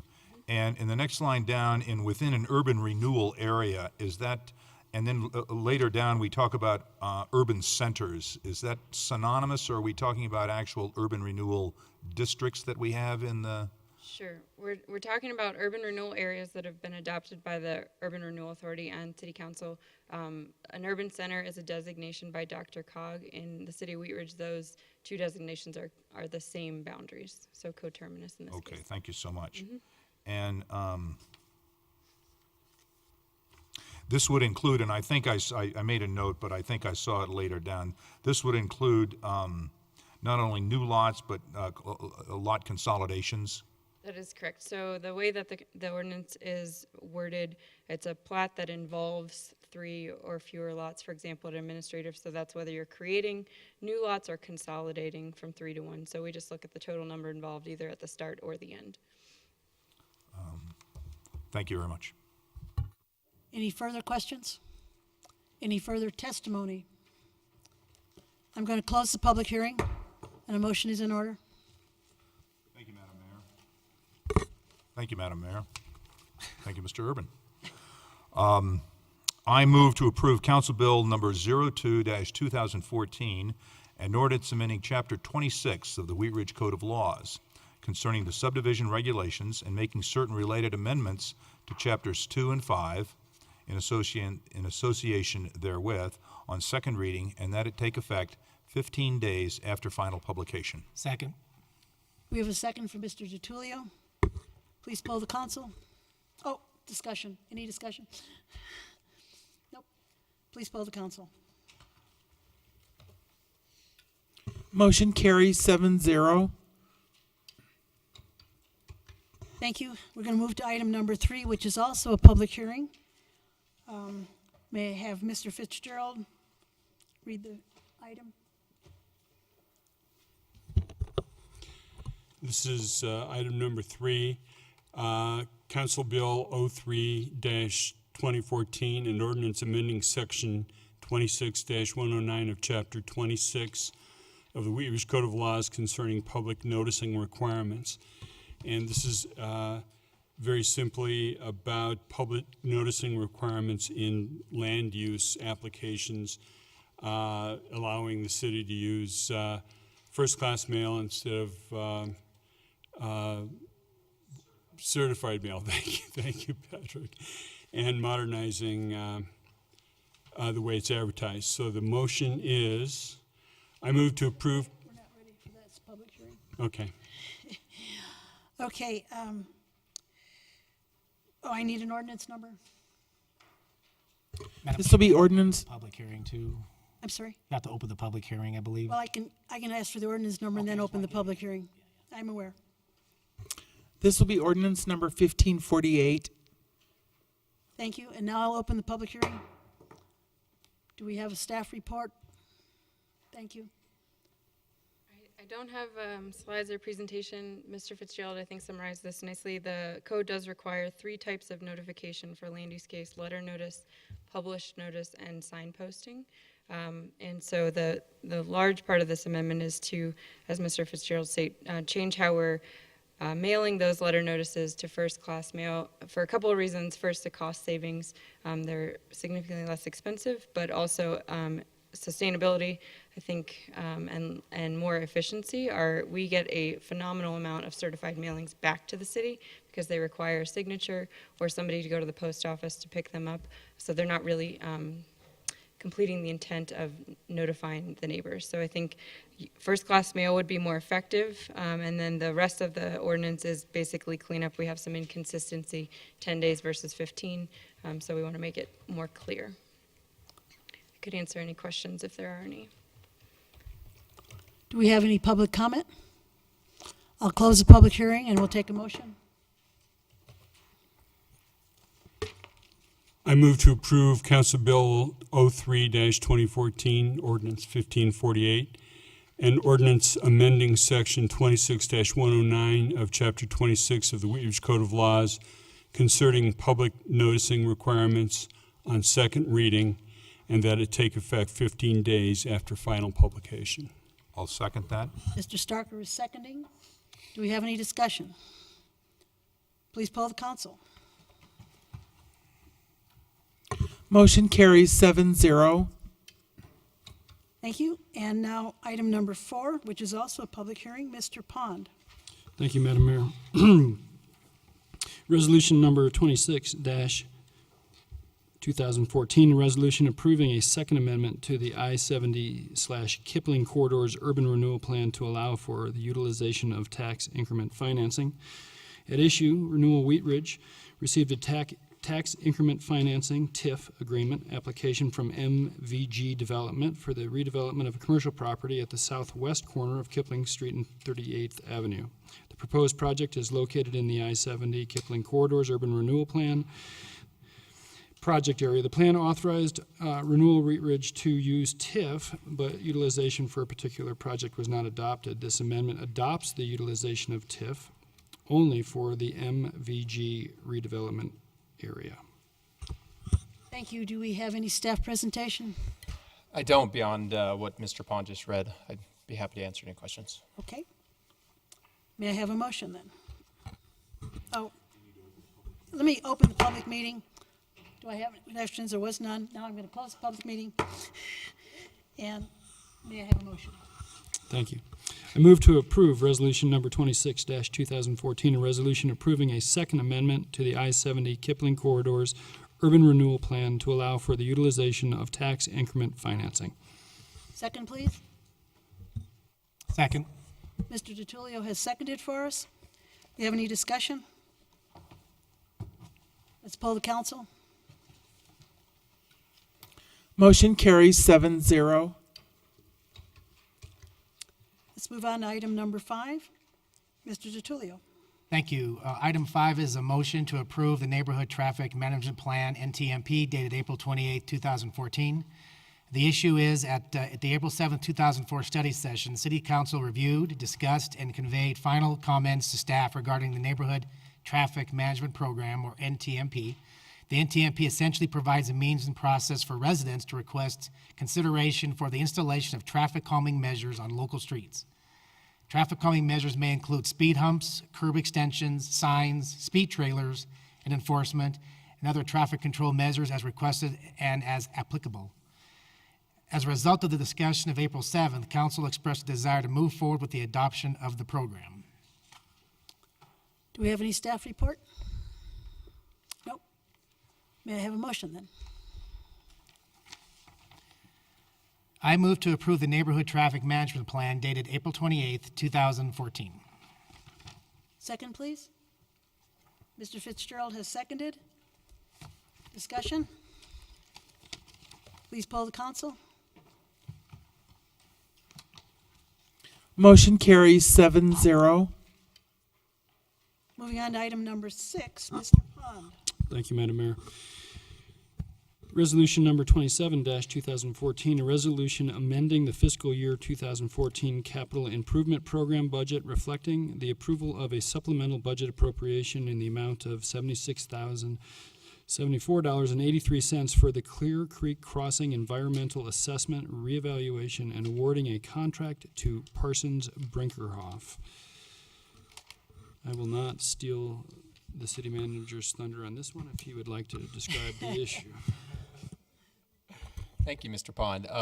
What's in front of you is approval of as you said, a supplemental budget appropriation to pay for a traffic study that is needed as part of the reevaluation process of the environmental assessment that was done back in 2007 and 8, 6 and 7 for the former Cabela's project. Environmental assessment at that time showed that there was a significant amount of infrastructure that would have to be built, off-site infrastructure to provide access to for traffic to the site. The EA required that all of that infrastructure had to be built before any commercial development could open on the site. Over the last decade, we've been working on the project, trying to find a developer, a joint venture with the developer to make this project work. But the enormity of the infrastructure requirements has stalled the project. So we are reinvestigating the environmental assessment with the Colorado Department of Transportation and the Federal Highway Administration to do a phasing approach to both the development and the completion of the infrastructure that's required. This does require a traffic study, and we're confident that Parsons Brinkerhoff is the right firm to help us out. They had experience on the first EA that was conducted. And actually some of their employees worked at CDOT back in the day, so I think we have the right team on board to help us. We originally told you we estimated it would be about 50 to 60,000, but because we did have a meeting with the Federal Highway Administration, they are requiring some special testing to be done or study analysis to be done as part of the study, so that the estimate has increased a little bit, and maybe Scott can speak to that. What's that? The Preble jumping mess? No, I don't. There isn't going to be. It's mainly going to be traffic analysis. There's not going to be much other environmental testing. Yes, I don't have too much more to add other than our meeting with Federal Highway Administration and CDOT. They were concerned about some additional traffic levels, projected levels, potential because of the redevelopment and background project growth. They added a few more intersections to the study that we originally were not in there. So hence the the full comprehensiveness of the traffic study. Questions for staff? Mr. DeTulli? Oh, I saw you first. The question I had is, these studies seem to have a shelf life, you know, and we have, so how long is this study going to last? If we spend the extra $76,000 and do the study, how much more time does that buy us for development? It actually comes down to the shelf life of the environmental assessment, the reevaluation, and they usually put about a 5-year window on that, unless you are doing progressive work during that time to keep it up to date. So maybe Scott could speak that to it a little bit more. Yeah, sometimes the shelf life depends on what's changed from the original environmental assessment. If there's not much change being proposed, then it's usually a lot more valid, the old one. But if you're looking at some significant type of change as far as the infrastructure or what's being proposed, that could make the previous study a lot less valid. So this is replacing something in the EA that needs to be updated? That's the purpose? Yeah, it's essentially an update of the EA that was, we're calling it a reevaluation. It's not a full-blown EA like was done before, but taking the old one and updating it based on current traffic levels and what may or may not have changed from last time, which, as the city manager mentioned earlier, we're looking at a phased approach this time, whereas previously it was a full build-out of quite significance. Yeah. So this section may give us 5 more years, this piece of the pie? That's kind of an estimate. There's really no hard number on it, but generally again, it depends extends on what us. has changed. If there's major traffic increases or changes in the area, it could decrease that amount of time. But okay. Yeah. But we also we're not just doing this to to take the project out in the market and look for a developer. We have a developer at the table today, and some tenants to go onto the site. So they're waiting for this reevaluation to be done. So if this is favorable, if we get the Federal Highway Administration to sign off on a phasing approach, we should be able to start pretty quickly with the developer. So that's the point I wanted to get to, is that we have somebody interested in the site. This is going to be time sensitive for them to move forward. Okay, thank you. Ms. Langworthy? I just have a small question. I know that we're taking a phased approach, and I believe that hopefully will give us the best development on that property. But I'm looking at attachment 3 and the orange being the phase 1, but there's a couple of, lots or smaller portions that are kind of in a gray area that either are sandwiched in or are just due south of it. Are they not involved in the phase 1 for a particular reason? It's based on the sizing. The phasing, it would be done strategically to coordinate with the amount of infrastructure that needs to be constructed. We believe, and our traffic folks believe, that the phase 1, which does on attachment 3, which includes the orange hatched or dotted, I guess, and maybe a little bit more. That's approximately 280,000 square feet of retail or construction. And we believe that phase, as long as it stays in that square footage amount of just under 300,000, we shouldn't have to complete any of the required infrastructure, offsite infrastructure. So that phase 1 could start without having to construct the I-70 hook ramps, the Highway 58 Avenue interchange. We've done some improvements to 32nd Avenue and the underpass at 40th has been done. So we believe those provide additional capacity to allow us to do about a 300,000 square foot development. Phase 2, the traffic study will show, hopefully will show us that it'll give us a next threshold level of another potentially 300,000 square feet of development. And it will tell us at that time what infrastructure needs to be built to satisfy the traffic demands for that additional square footage. And phase 2 would most likely require the hook ramps, which are in blue there, off of I-70 to be constructed. And then so forth. Phase 3 would probably likely require that some type of interchange improvements on Highway 58 would be. But then that would allow another probably 500,000 square feet of construction. So the 300,000 square feet you were trying to get was really the most prime area. You didn't, because if you kind of look at it, you might have been able to get a different portion, but the orange dotted area is really that kind of prime area. It's not necessarily that it's prime. It's just it has to do with current property ownership. Coors owns a piece of this, and they would be a phase one project. And then also the second phase was entitled for a Walmart store, and that so they already have all their entitlements and their plans for that specific parcel. So that's why those are phased that way. Okay, thank you. Madam Mayor. Mr. Urban. Thank you. So this would be then a sole source contract without any RFP? It is. Who was the firm that originally did the EA? FHU, Felsberg Holt.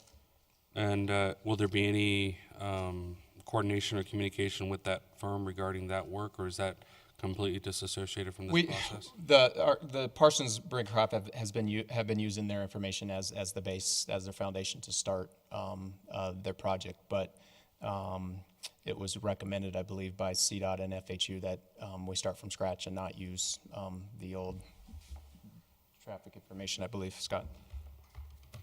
Yeah, that's correct. We do have the FHU studies that do serve as a base, and we're using those as much as we can, the background information as it's applicable and usable. But as Patrick mentioned, because of the reevaluation, we do need to have a new study done as part of that, updated.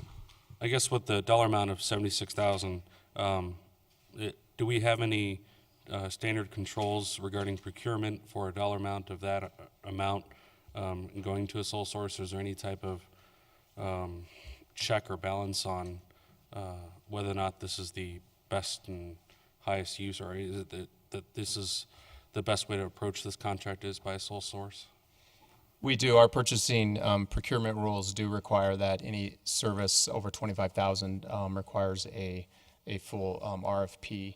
But we did decide to sole source this project for numerous reasons, primarily the urgency of getting this in front of the Federal Highway Administration and CDOT as quickly as possible. The potential tenants have a time frame where they need to make some decisions on if they're going to build or not.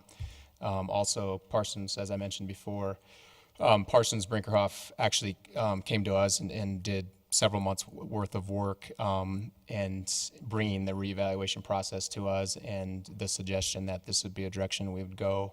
And a current staff member of Parsons Brinckerhoff worked with CDOT when they did the original EA process, so they have kind of the intimate knowledge of this site, this project, and also how this CDOT process works.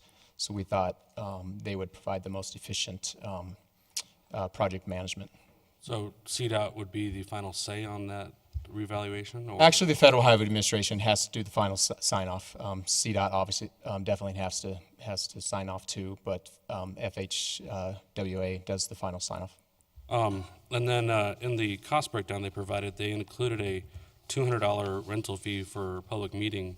Are we charging them rent for those types of public meetings, or is like we had a public meeting here for the Pell? I'm assuming we're not charging rent for those types of things. If it's a city facility, yeah, we would not. I'm sorry, I didn't notice that line item. I don't know if that's rental. Well, it is rental space. And I'm not sure if we have decided on an actual public meeting. Scott, did you have any information? No, I think that was just some money they had in there for reimbursables in the event we did have to rent a facility. Sometimes depending on the public process, on the size of the crowd or where you want the venue to be, it may require that. But if we do use a city facility and don't need to pay that, we won't. Yeah, I would make sure that we're not. It wouldn't, yeah. Okay, and then it's mentioned here in the cover letter that amendment to the execute contract will be processed to incorporate any additional tasks over and above the comprehensive traffic analysis and public meeting. So is there a contingency amount on top of this contract, or is that built into this dollar amount? And what would those additional tasks and elements be? It's on the attachment to the cover letter, last sentence of the first paragraph. Yeah, the intent of the contract, or the way the contract would be written, would be a not to exceed amount. And in the event the reevaluation of the process, we go through the reviews with CDOT, Federal Highway Administration, Public Process, and so forth. If our contract does require more work beyond that, then we would negotiate an additional, but the contract would be set up as a not to exceed for right now. Well, what I'd like to try to avoid is a situation where we get close to a reevaluation being completed and then, oh, well, in order to complete this, then we need an extra $100,000 or some other sort of shoestring that comes, sort of thread that gets pulled along. And also some incentive on the part of the firm bidding for this project to have some success. And I understand that they can't control what the Federal Highway Administration does, but I'd like to see some, I don't even know if that's possible, but it would seem to me that we'd have a firm ceiling on that amount, so we're not left at the end of the day having to pay even more. Well, and that's why we did have a pre-scoping meeting with CDOT and the Federal Highway Administration to make sure that before we brought back a scope of work to you for approval, that we would have the direction from them on what they want to see. So all we can tell you today is this is what they're requiring and asking for. So we're hoping this should do it.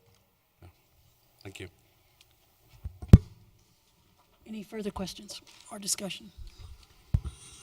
Okay, a motion is in order. Thank you, Madam Mayor. I move to approve resolution number 27-2014, a resolution amending the fiscal year 2014 capital improvement program budget, reflecting the approval of a supplemental budget appropriation in the amount of $76,074.83 for the Clear Creek Crossing Environmental Assessment Reevaluation and awarding a contract to Parsons Brinkerhoff.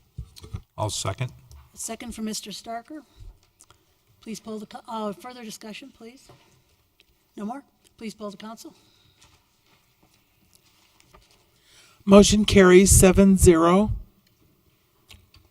Thank you. And moving on to item number 7, Ms. Wooden. Thank you, Madam Mayor. This is a motion to award RFB-14-14 2014 annual computer requirements to JPK Micro Supply Incorporated Industry, California, in the amount of $38,000 for the replacement of 50 computers. This is the scheduled and budgeted replacement of obsolete computer equipment at all sites. Is a motion in order? Do we have any? Doesn't look like we have any staff report, please. Okay. I move to award RFB-14-14 2014 annual computer requirements to JPK Microsupply Incorporated in the amount of $38,000 for the replacement of 50 computers. And a second, please. Second. Second from Ms. Langworthy. Any discussion? Please poll the council.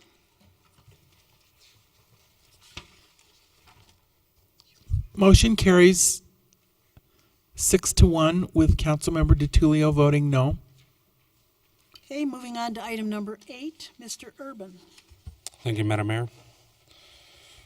This is a motion approving the revised council rules of order and procedure dated April 28, 2014.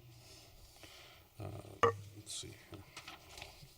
So just move to the motion. No. Do we have some staff? Just a short staff report, if you don't mind. Council, these changes that appear in the packet are the ones that you directed to the rules of procedure during your study session on April the 21st, and you said bring it back. Under the rules, you need to see the changes, which you did, and then they're to come back to a meeting for adoption, and this is that meeting.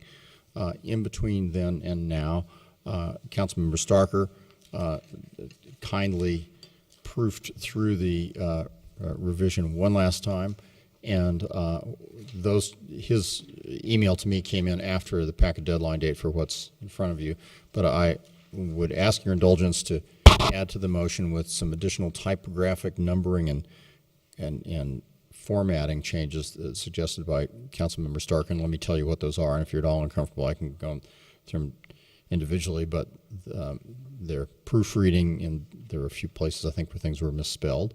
There's some punctuation changes, and as you might recall, one of the changes you directed was to have the citizens' rights section, which had been at the end, moved to the top, and so I did that, corrected the table of contents, but didn't remember that, of course, there are a lot of internal cross-references to to rule numbers, 2.c point something.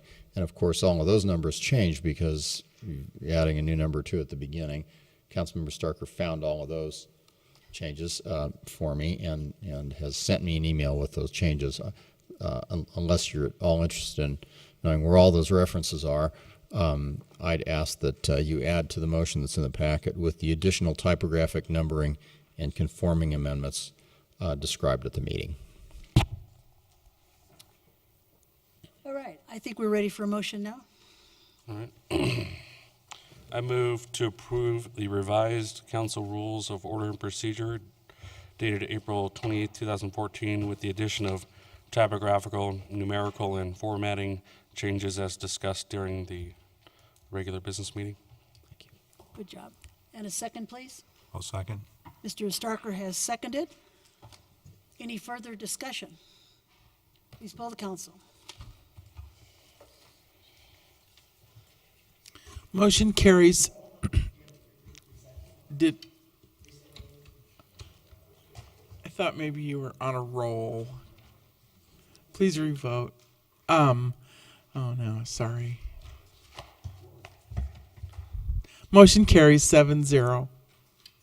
Okay, the last item, which I've asked Mr. DiTullio to read since he has known the applicant the longest. I guess that's a good reason.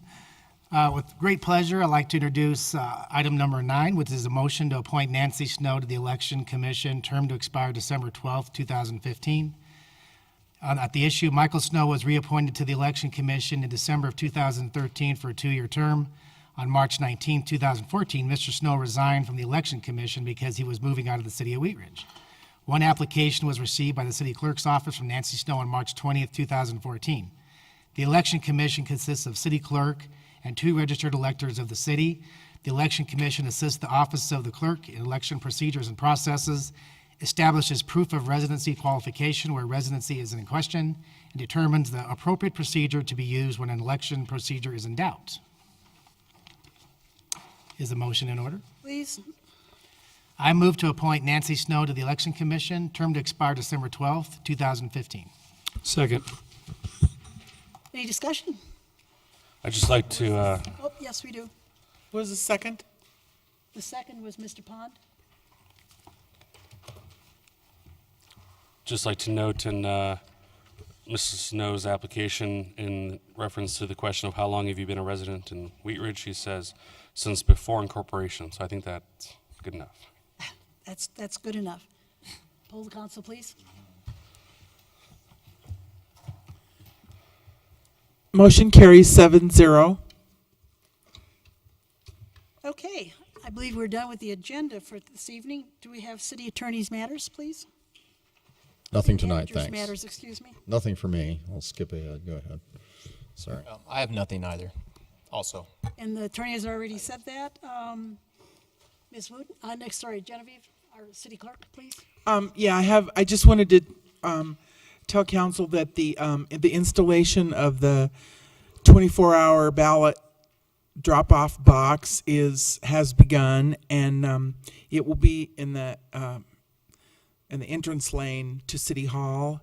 There on the when you leave tonight, you'll notice an orange cone under the light that is closest to the City Hall building, and that is where it's going to be located. It will be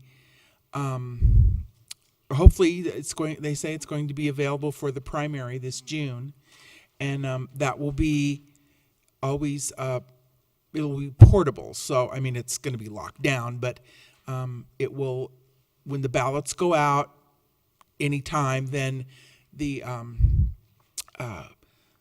box will be there for 3 weeks until the election day, and then it will be removed. So it's not going to sit there every day of every month of every year. It'll just be 3 weeks. So it'll be, and they will take ballots from anywhere in Jefferson County. So Arvada folks or Lakewood people can bring their ballots. When we get to the big coordinated elections, it won't really matter. They can be from elsewhere. And then one other little thing I wanted to mention to Mr. Goff. I'm sorry your department heads have left now, but with this elimination of the certified mailing for those required mailing notices for people, I thought you might want to consider developing a special envelope that either had printed on it, or you could stamp on it, or print from the printer that says, this is a notice of a public hearing, or this is an important notice of a neighborhood meeting, or something, or maybe consider different colored envelopes or something to, since they're going to get it in their mail at their house, but something to just kind of draw their attention to it that, oh, this is important for my, it's not junk mail. So, that's all. Thank you. Thank you. Mr. DiTullio. Thank you. I just wanted to thank Patrick and Margaret Pageant. We had the Revive the Greenbelt Part 2 with my class. We had about 40 students and staff from the school down in the Greenbelt planting willows and cottonwoods. We did a lot of work in the Greenbelt, so I want to thank Margaret for supplying the trees, and also the students who did a great job planting 60 willows and cottonwoods, and plus we did a lot of cleanup and also putting up fences to keep animals from attacking and eating up all of the new trees. So they had a good time, and then so thanks again. That's a good annual event. Mr. Starker. Thank you, Madam Mayor. I would like to, it was my distinct pleasure to be invited and be a participant in the Kite Flight Festival on Saturday at Anderson Park. And if you weren't there, it was a great event. I'll tell you, we had enthusiastic youngsters and middle-agers and old folks, and everybody was having a good time. It was a beautiful sunny morning, and the wind was blowing just enough to get the kites up in the air. I'm not quite sure how we programmed the whole thing, but the kids had done a beautiful job decorating their kites, and there was a lot of enthusiasm, and I think it was really a great event. And I hope I want to congratulate all of the people who worked very hard to bring that together, and all of the participants who were there. And I think this really shows another effort of our city sort of moving forward and providing great community and building community in our city. So thank you to everyone. Mr. Urban. Thank you, Madam Mayor. I'd like to announce the event at Everett this coming Saturday. It's called Everett Fill a Truck. It starts at 9 a.m., goes till about 4 p.m. And what's happening is Everett's giving folks in the neighborhood a chance to drop off gently used items that can then be sold. And they're looking for gently used clothing, household items, hidden treasures.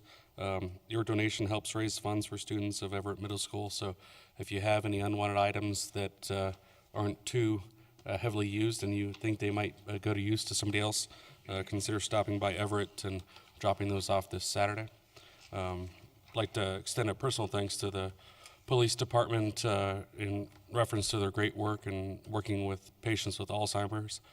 My grandfather was a victim of Alzheimer's and did need at one point assistance from a police officer in relationship to his struggle with Alzheimer's, so greatly appreciate their efforts there. And we also, my family and I, attended the Kite Flight Festival and thoroughly enjoyed that event. There is just one element of that I'd like to encourage for next year is we had a lot of great announcements throughout the event regarding sponsorship, and I'd just like to see the acknowledgement of the City of Wheat Ridge effort in those announcements that go through the event as we were a funder of that event. So I'd like to encourage that for next year. Thank you. Mr. Pond. Nothing tonight, thank you. Mr. Fitzgerald. Nothing, thank you. Ms. Langworthy. Yes, I have a couple things. I want to thank. I mean, it was my idea, but Margie really took that and ran with it. She's a great organizer and encourager of people. Well, Saturday was kind of the culmination of it all. There was more to it behind the scenes, and so when you guys came to judge, what some of you saw was work that we'd done with the Wheat Ridge 5-8, although many of the students didn't come to claim their prize, but we went in there and really made an effort to expand the art and the science of kite flying. The DDRC, we went and did a class with them and helped a whole room full of people find joy in kite flying, and as well as the Jefferson Center for Mental Health. We had done a special Saturday class for them, and so it was a great way for us to outreach to people in our community. The wind was nicer in the morning, a little less in the afternoon, but to have over 800 people, 900 people come in one place was pretty fantastic, and it was just a very relaxed atmosphere. So I thank everyone who did that. Also, just a brief congratulations to Nathan Mosley.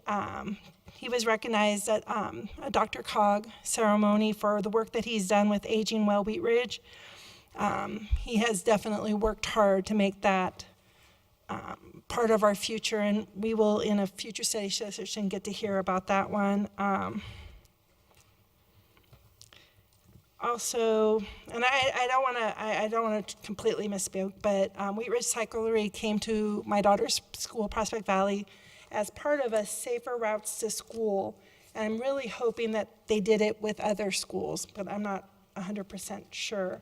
They brought in safety attire, taught kids safe methods of riding their bicycle, walking and such, and hopefully they're getting around to all the schools in Wheat Ridge and helping all of our students be safer.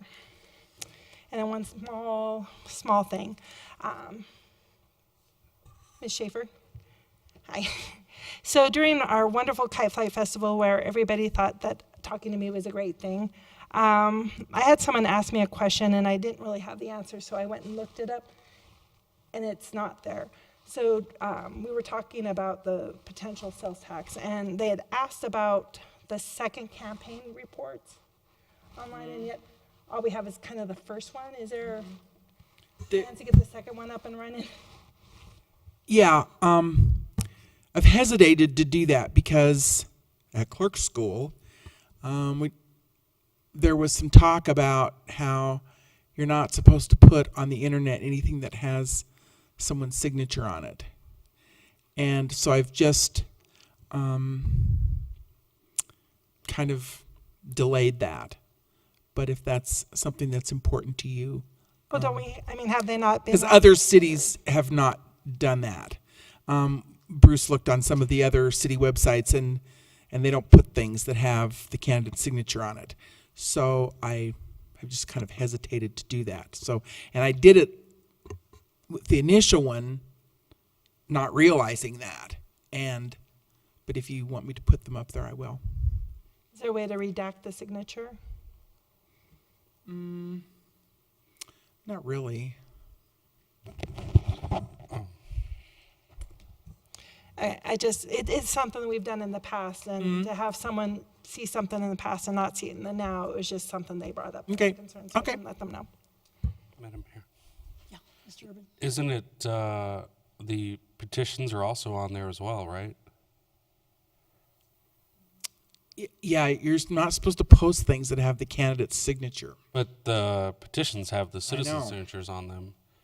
I don't, and then, I would assume the city website's littered with different people's signatures.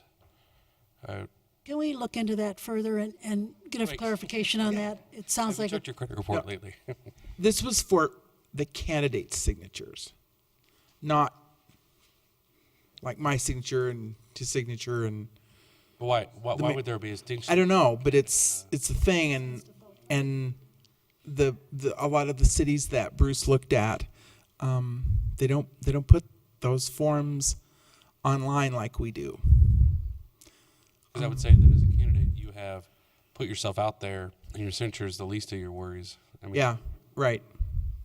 I agree. If you want me to put them on there, I will. I would be one in favor. Post them. Okay. Right. And Ms. Wooden? I just have one thing. Mountain Phoenix School is having the Live Local event this Wednesday night at 6:30. It's a local growers event, so if you have an interest in that, look up Live Local events on the website. I have about 3 items tonight. Last week I participated in the Gold Line Tour, which is a bus tour with a speaker regarding our Gold Line, which will be our commuter rail train that'll go from Ward Road to Union Station. It was a 2-hour, marvelously informative trip. They're doing those about once a month on Fridays, and I hope our whole council will go, as well as citizens are welcome to do that. It's very exciting to learn what's going on, and please feel free to contact me, and I will provide dates of the, I believe there's at least 2 more of those excursions are going to be available. It's created by RTD, and you ride in an RTD bus. Number 2, I'm very excited to know that we had close to 1,000 participants in the Kite Festival. That was a tremendous use of our park, and at the same time I received a report just yesterday that during the month of March we had 109 incidents of graffiti in our parks. And I really want to try to encourage our citizens to, if you see somebody doing graffiti, check with an officer. It's very harmful, expensive for us to clean up, and it just ruins the face of our city, and we are strong on parks. So please reach out and appreciate those more, and that's all. Other than that, good night. Meeting is adjourned.